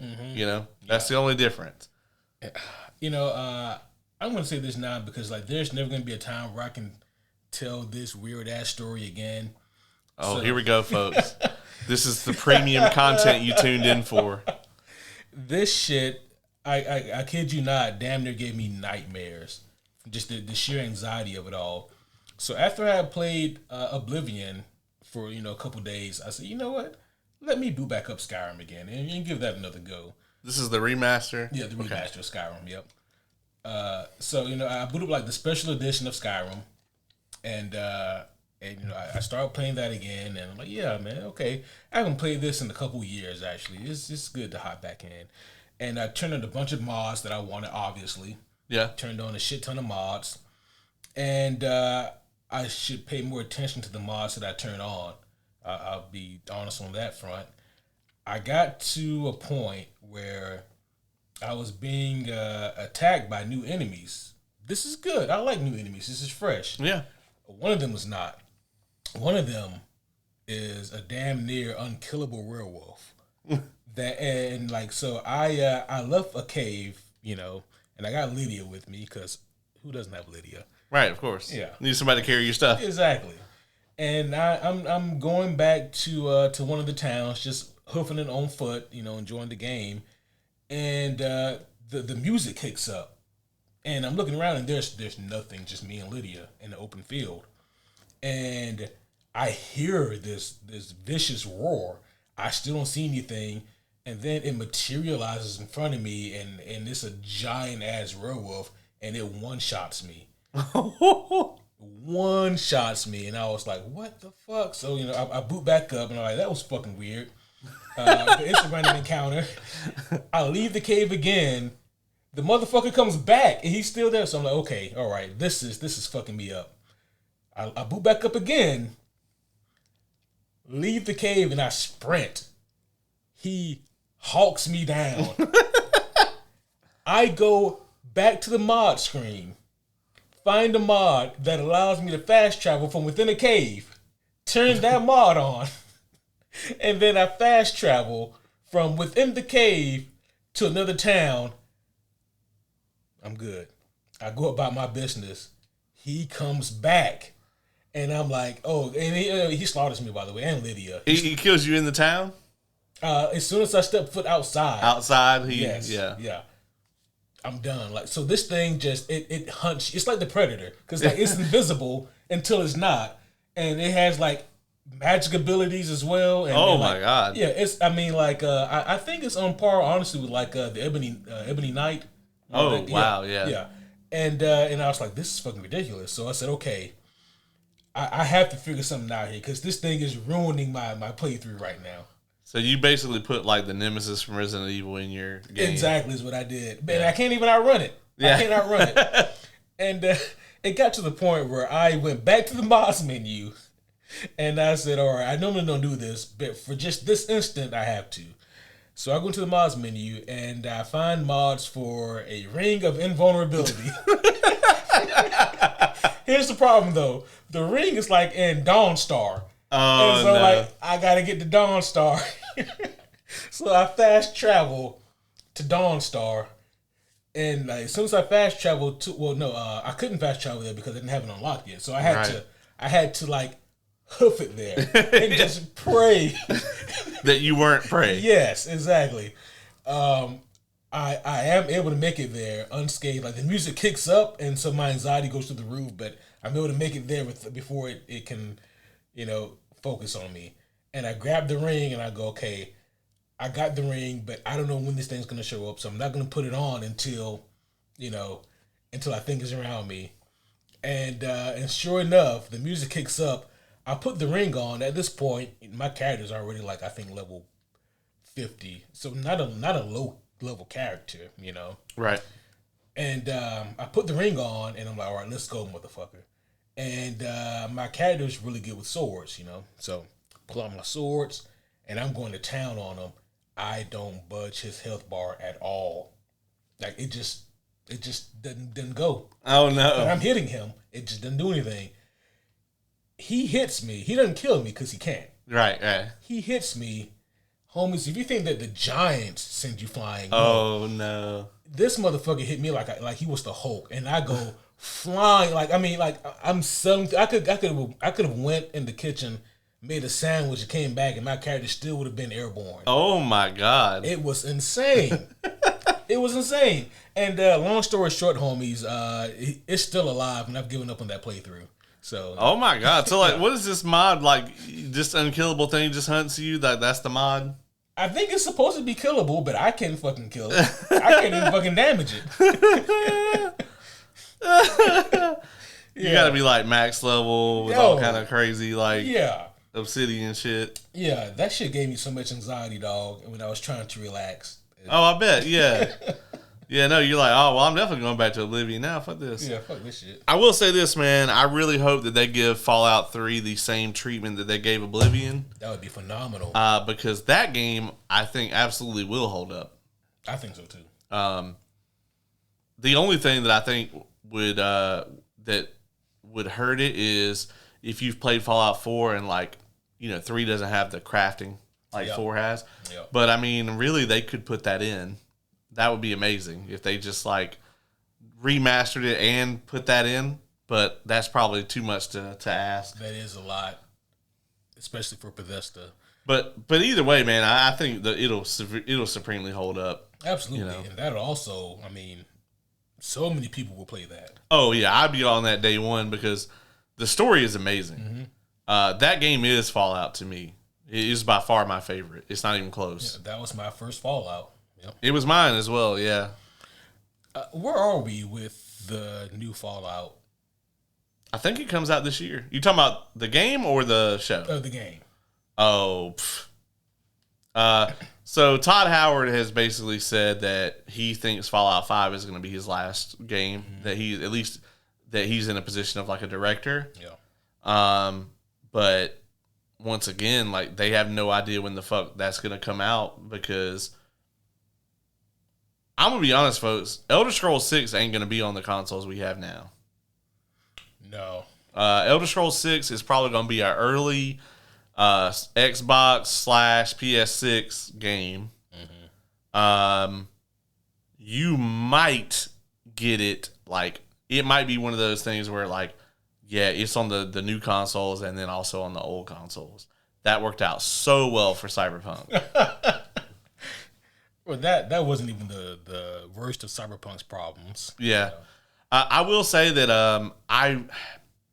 I really hope that this thing that they're doing with Oblivion is a demo for what Elder Scrolls 6 could be, because the Oblivion remaster is actually not built on Bethesda's engine, and that's why it feels so good. Oh. It's actually Unreal Engine.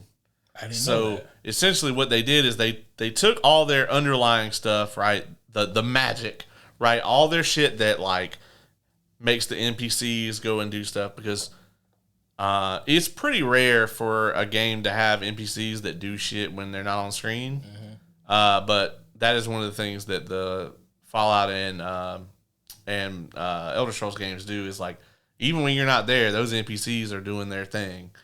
And so all of that stuff that, like, makes it an Elder Scrolls game, all the magic, whatever, they basically are running that under the hood in Unreal Engine 5. So, like, all of the janky shit, like the way your characters move and, like, the facial expressions and all that, that's gone. Right. But, like, the logic behind it all that makes it all work is running inside of the Unreal Engine. Please, for the love of God, Elder Scrolls 6, do that. And I really think that this was their experiment for that. That's pretty brilliant if that's the case. Yeah, I mean, also because the thing about Unreal Engine is, and this is why it's, like, so difficult, when they were trying to bring on people to work on Cyberpunk, they were like, and World of Warcraft just had this same problem when they had to ramp up their staff. Is like, they're like, well, you bring somebody in and then you have 18 months before they can work on anything, because the like, you can't go to school to know Bethesda's engine. I can't remember what the shit's called. Is there a creation engine? Oh, it might be it. I think it is, but anyway, like, you can't, like, go to school to work on that, right? Like, you go to, like, computer programming or game development or whatever, and, I mean, what you're going to use there is probably going to be Unreal's fucking tools, right? Yeah. And then, yeah, like, right out of the gate, you know, even if you're not familiar with, like, a specific developer's culture or whatever, they can put you doing some basic bitch shit in Unreal Engine. Like, okay, we need you to make sure the lighting on this scene is legit. You know, whatever. We need you to do lighting stuff. It is Creation Engine. Yeah. Thanks, brain. Anybody can, you know, that knows what they're doing would be able to sit there and go, okay, the lighting on this doesn't look good. Let me touch this up, whatever. But with something like Creation Engine, okay, you want to hire somebody, they have to learn this complex ass engine, and it's forever before they can really actually be of use to you. Yeah, before they can be competent with it. Yeah, WoW was the same way, man. That shit's running on 2004 technology. Oh shit. They've upgraded it and patched it and put all kinds of glue on it and, you know, and stuff over 20 years, but, like, at the basis of it, all that shit that was in there in 2008 or whatever, because, like, the original assets from 2004 are actually not in the game anymore. But, like, the first expansion would have been in '06, and that stuff is still in the game. So, like, all that shit still has to work perfectly like it did then, now. And, you know, so, yeah, they're like, yeah, when we bring somebody on, it takes forever because we have to basically put them through, like, a year-long college course on how to actually work in our environment. So that's one of the things with, like, them going to Unreal Engine 6, right, is, like, they can scale up. It's a thing where, like, you're going to have a large pool of developers that are already out there that have already worked on it. So, like, if you want to get somebody from Sandfall, they can come over and just start working on your stuff. Yeah. You know what I mean?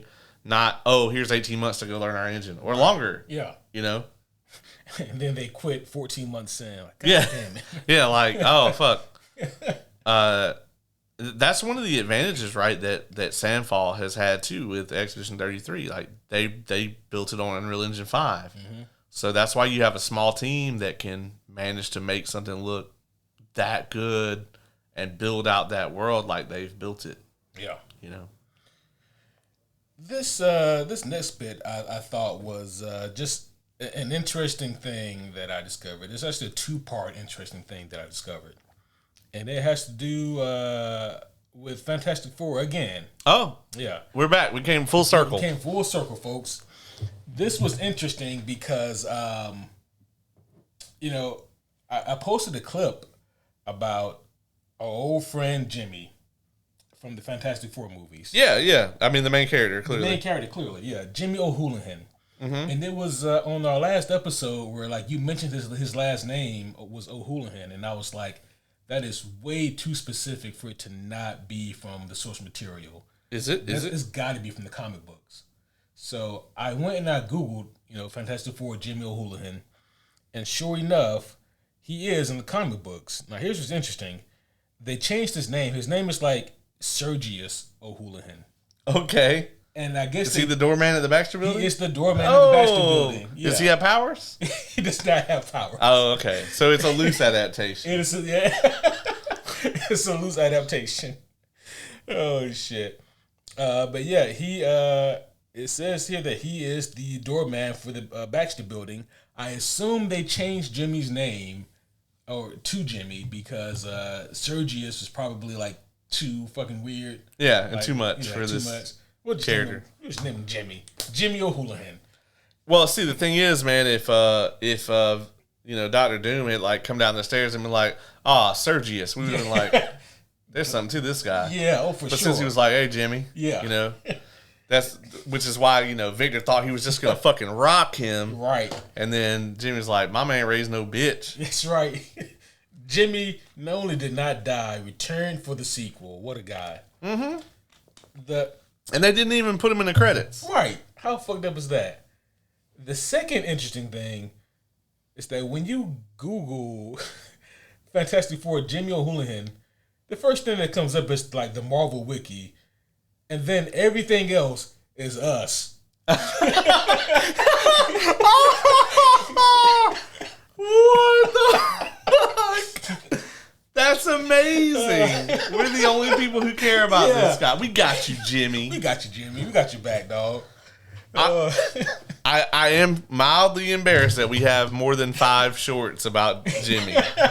But you know what? Hey, I think only maybe 2 of them are. Okay. One from the first movie, one from the second one. Then the other ones are just Fantastic Four clips. I see. Well, I think this makes us the definitive source on Jimmy O'Houlihan it's lore. Got to. Yeah. It has to. No one else has given this character this much, attention. Google has deemed it so. Google has deemed it so. So here's to you, Jimmy. That's right. Have you seen the Gen V Season 2 trailer? I have not. Oh. I should probably do that at some point. Yeah, probably should. Yeah. That'll be a good cold open for next week. It will be, yeah. I think that you'll, we should definitely watch that next time. Or after this is over. There was another thing. There's like a dope-ass trailer for something that came out. No, I haven't seen that. Did DC put something out? Oh, no, this is like the actual book adaptation. With Oscar Isaac. Oh, okay. Yeah, no, I haven't seen anything on that. Guillermo del Toro. Netflix did put out a bunch of stuff, including the Stranger Things release dates. It's like the end of the year, isn't it? Yeah, so we're getting it like the last weekend of November, Christmas Day, and then New Year's Eve. Jesus Christ. Because we ain't got shit to do on those days. You were like have a just ballsy as fuck with a captive audience if you can just put out your shit on like major dates like that.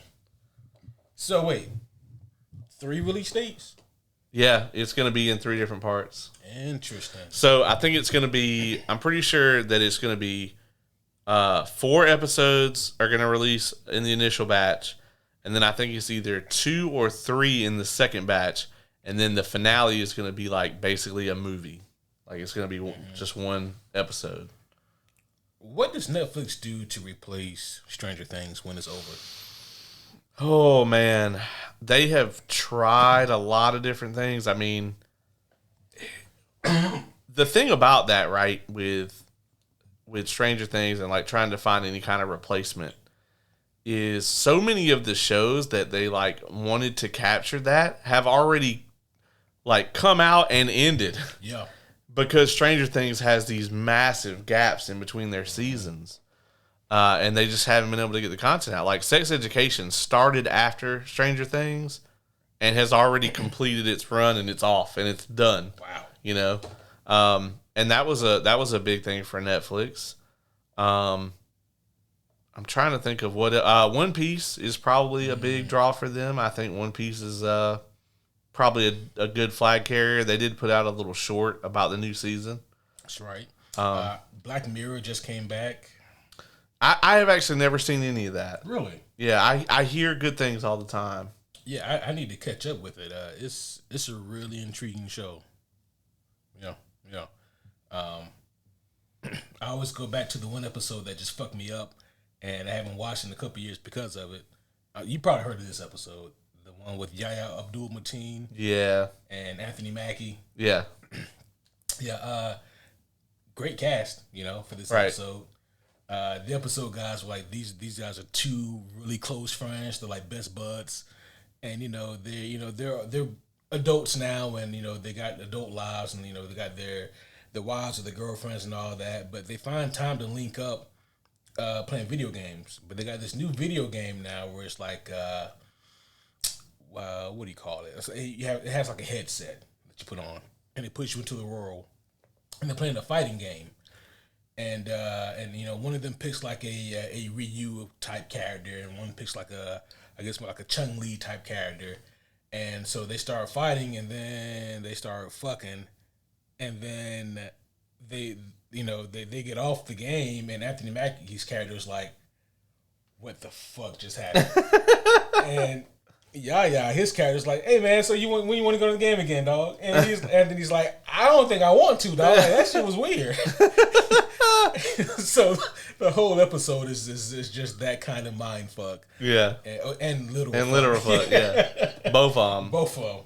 Yeah. And I was like, I'm gonna take a break from Black Mirror for a while. That's crazy. Yeah.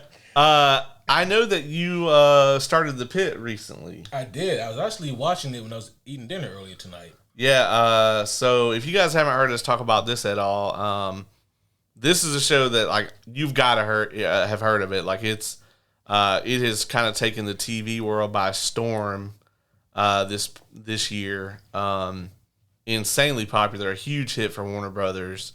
Kind of just out of nowhere too, yeah. Sleeper hit. Something is always really special when you can break out of the genre where it's like, okay, this is not a thing I necessarily love or that I'm even into, but like this is so well done that I'll get into this. I think like The Shield is an example of that for like police dramas, or like obviously The Wire, or a thing like True Detective, right? Like if you're not into like cop shows, like these are all like standout versions of this. True Blood was this for a lot of people that aren't into romantasy, right? But watch the fuck out of some True Blood. That's absolutely what it is. So what are you thinking about it so far? Man, I'm hooked on that show right now. Yeah. How many episodes in are you? I think I just watched either 9 or 10. One where a certain somebody at the end of it gets busted for stealing drugs. And you had to cut it off after that. Yeah, I had to cut it off after that. You got a podcast. I was like, what the fuck? Oh, yeah. So you're going back to that after this over. I see. Yeah. That fucked me up a little bit. Well, the episode before that also fucked me up when one of the doctors got sucker punched. Yeah. And I was like, what the fuck? Episode 8 to me of that show is like the tearjerker. That's the one with the little girl that comes in. Yeah. That episode to me is so hard to watch. Yeah, that one was. Yeah. But the whole show is trauma. So like, if you guys don't know anything about it, right? The premise is that there's this particular day, and there is some special significance to like the day in general, but it's about this ER in Pittsburgh, and this doctor comes in to work a shift in the ER, and the show rolls out in real time. So each episode of the show is an hour of the shift. And it's a 15-episode series, so you already know the shit's going to be real bad. Yeah.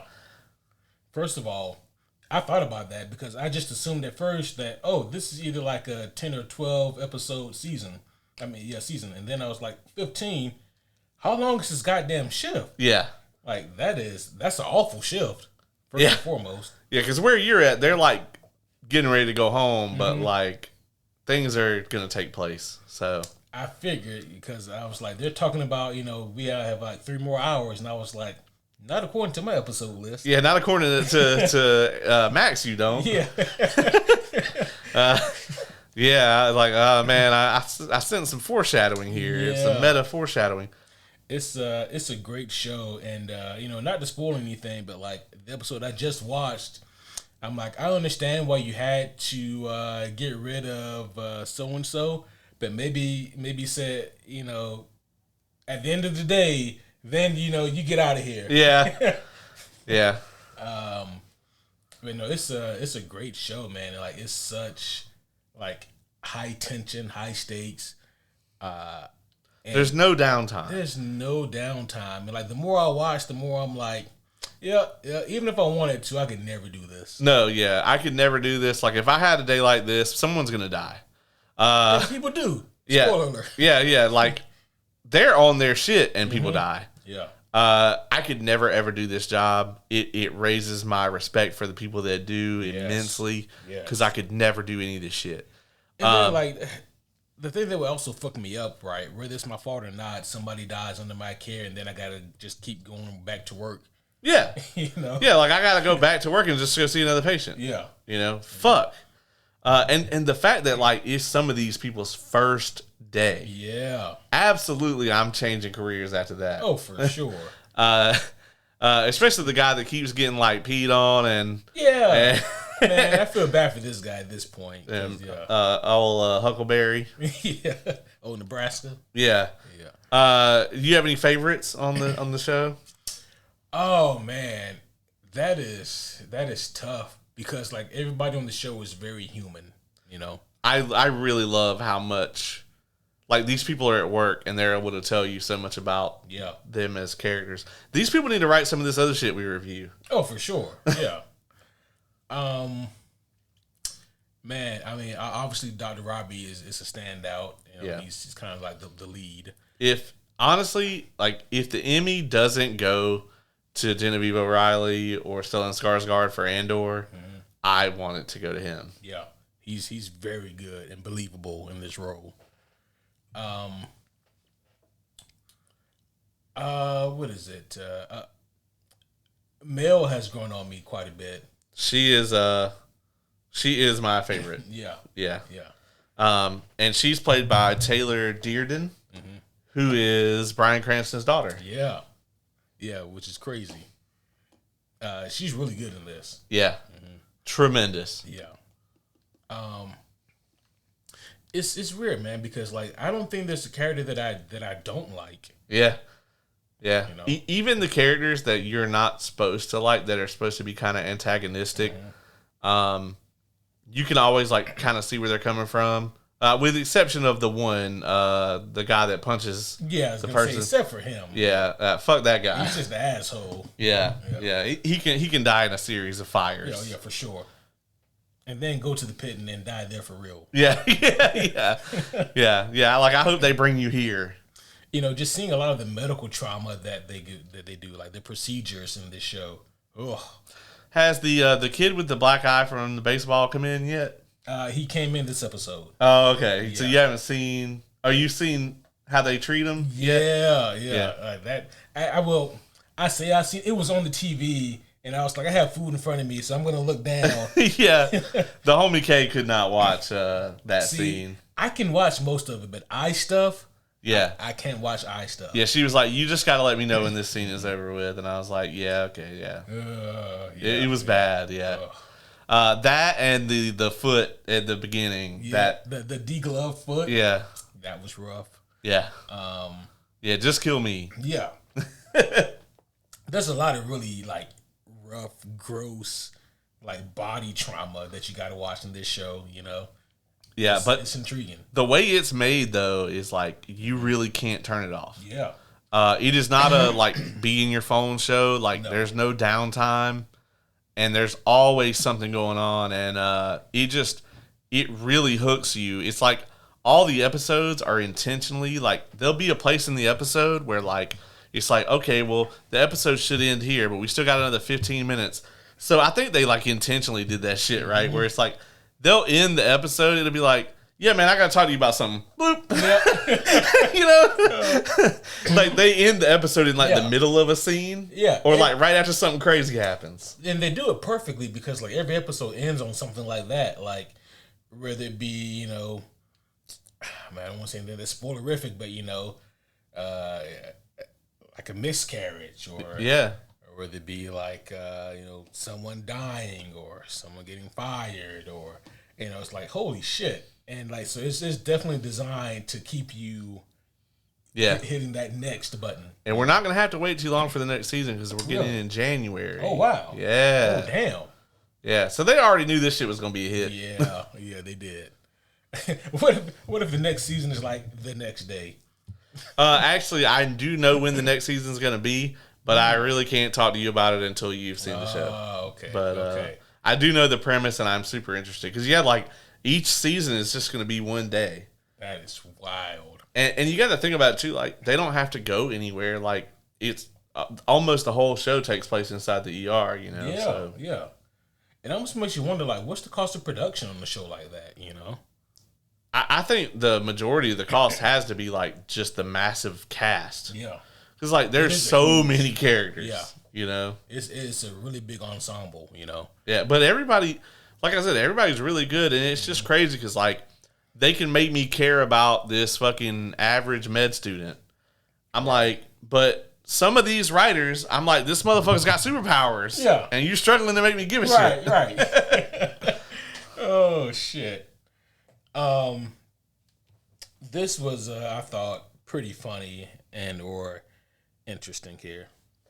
So... creeping back into comic books here for a second. No, you don't say. Yeah, believe it or not.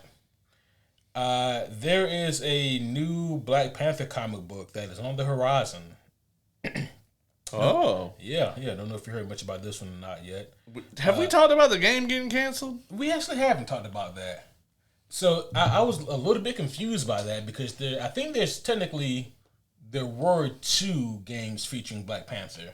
Okay. I think one of them got canceled. Okay, so it's not the one that where he's like where it's like Captain back in America. the day. Captain America. It's not that one. I haven't heard much about that one in a while. Okay. The one that got canceled, it was like T'Challa, Shuri, and Killmonger were all, I guess, vying for position of ruler of Wakanda during like a Skrull invasion in Wakanda, something like that. And it was going to feature like the Nemesis system from the Shadows of Mordor games. Oh man, that would have been amazing. Would have been dope, right? And that's what got canceled. Yep.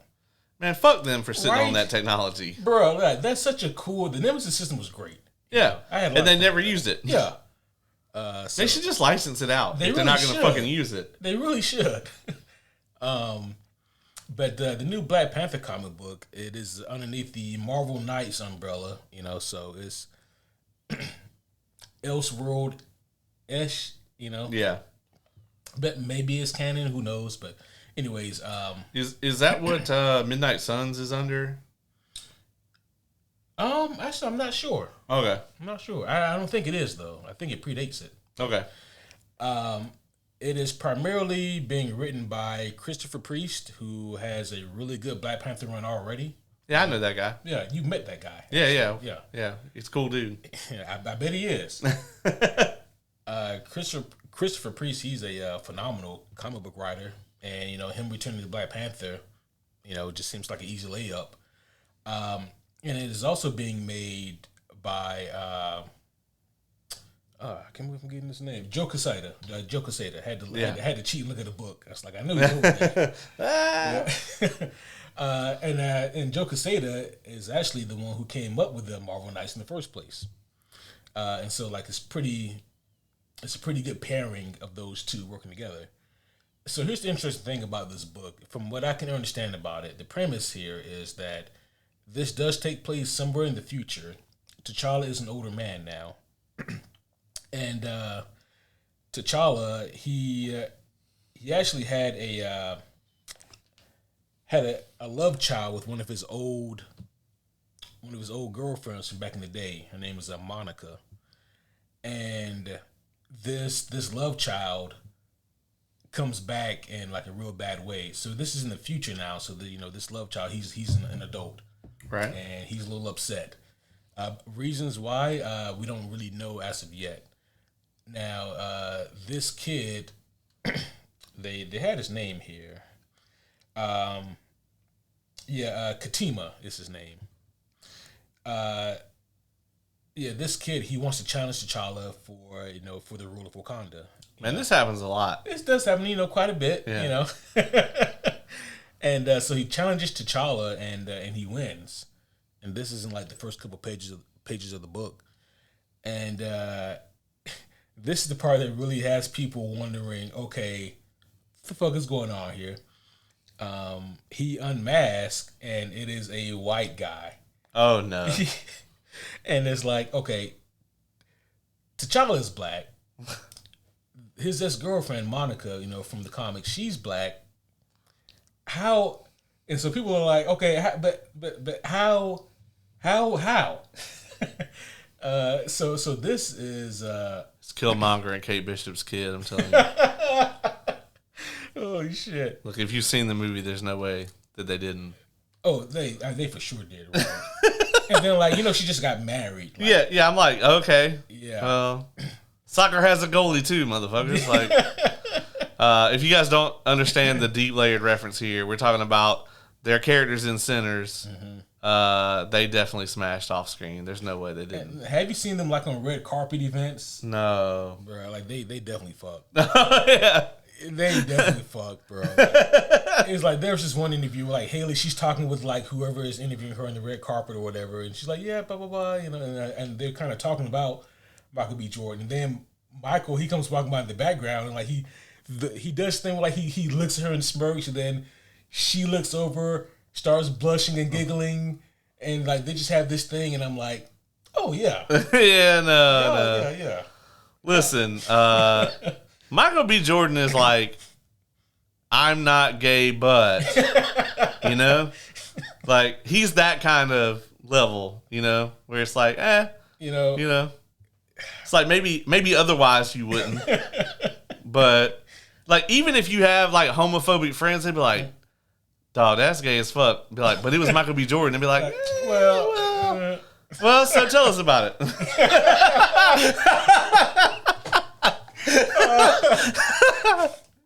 Oh shit! Oh man! So I'm just saying. Yeah, they definitely have had some time together, Offset for sure.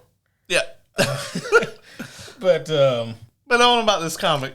Yeah, so now people are both confused and they're like, "What the fuck?" Like you have given license for the memes now. Oh no! Because now like whether this book is going to be considered canon or not, people can be like, "There's a white Black Panther." You think they're going to call him White Panther? Oh my gosh! Because that then creates new problems. It does. That's a whole. Like if you call him White Panther, then the insinuation is that like you're calling Black Panther because he's black. Yeah. Not because there's like a giant obsidian Black Panther. And so like this is just like a whole can of worms waiting to be opened. People are waiting with bated breath to see what happens, and the only reason people are being patient is because Christopher Priest is a good writer. Yeah, Christopher Priest is also black. Yeah, and so if this was like a white guy that wrote this, people would really be like, "What the fuck?" So yeah, it's and also like how is this T'Challa's son? Like he doesn't look like he is of mixed race. He looks like he's just straight up white guy. And so yeah, people are very much confused, and you know, you have to assume that that is what they want, you know, people to be intrigued and to pick up the book. So yeah, I am very curious to see where this story is going. We also know that at this point in the future, Storm is dead, and so we assume that her and T'Challa maybe got back together, and then you know she unfortunately still passed away at some point. But yeah, interesting stuff, weird developments, and the memes are going to be nonstop for a while. Oh my god. Yeah. So this is going to be like, I can see it now. 20 years from now, they're gonna cast fucking Timothy Chalamet as Black Panther, and I'll be like, man, what the fuck? This is bullshit. And they're gonna be like, hey, it happened in the comics, all right? Like I fucking know that, but that's not the point. It's gonna be the Silver Surfer thing all over again. Oh my god. Yeah, you know, I know that the Silver Surfer thing is a point of contention. I really hope that they have a good reason for doing that. I assume there is, you know. If there isn't, then I think they would have just made the original Surfer and just cast a female. They have not explained why between the first trailer and the second trailer they greatly enlarged certain assets of the Surfer. Okay, see that is interesting. I can only assume that's Galactus is doing. Yeah. Yeah. Galactus is like, There we go. There we go. And she's like, why did you do that? He's like, to store more cosmic power. Yeah. It's the cosmic power bursting forth from you.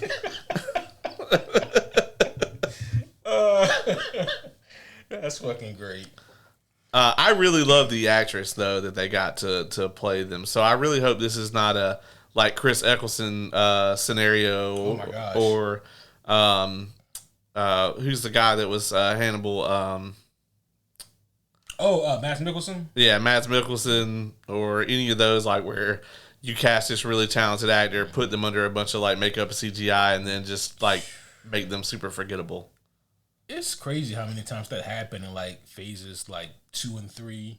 Yeah. Of MCU. Yeah. You know.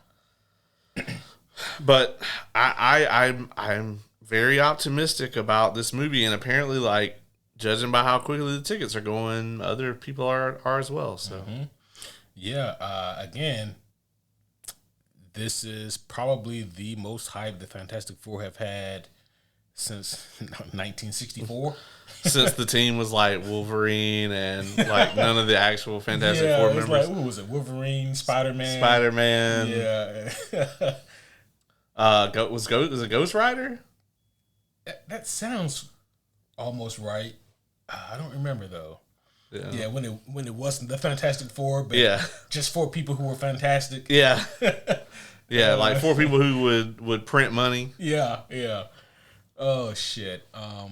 Really curious to see where that movie goes and what happens. But yeah. You have anything else before we wrap up? No, man. I really want to thank all you guys for coming in here and listening to our just kind of bullshit mind vomit session. It has been really fun, actually. I've definitely missed just kind of being able to come on here and have a discussion. So, this was amazing. We're going to get back to reviewing all the things quicker than we would like. So, as it goes. Well, homies, that's going to be all for now. But don't worry, we will be back again very soon with more cool content for you guys to consume. But until next time, my name is Superhero Homie Q. And I'm Superhero Homie Caleb.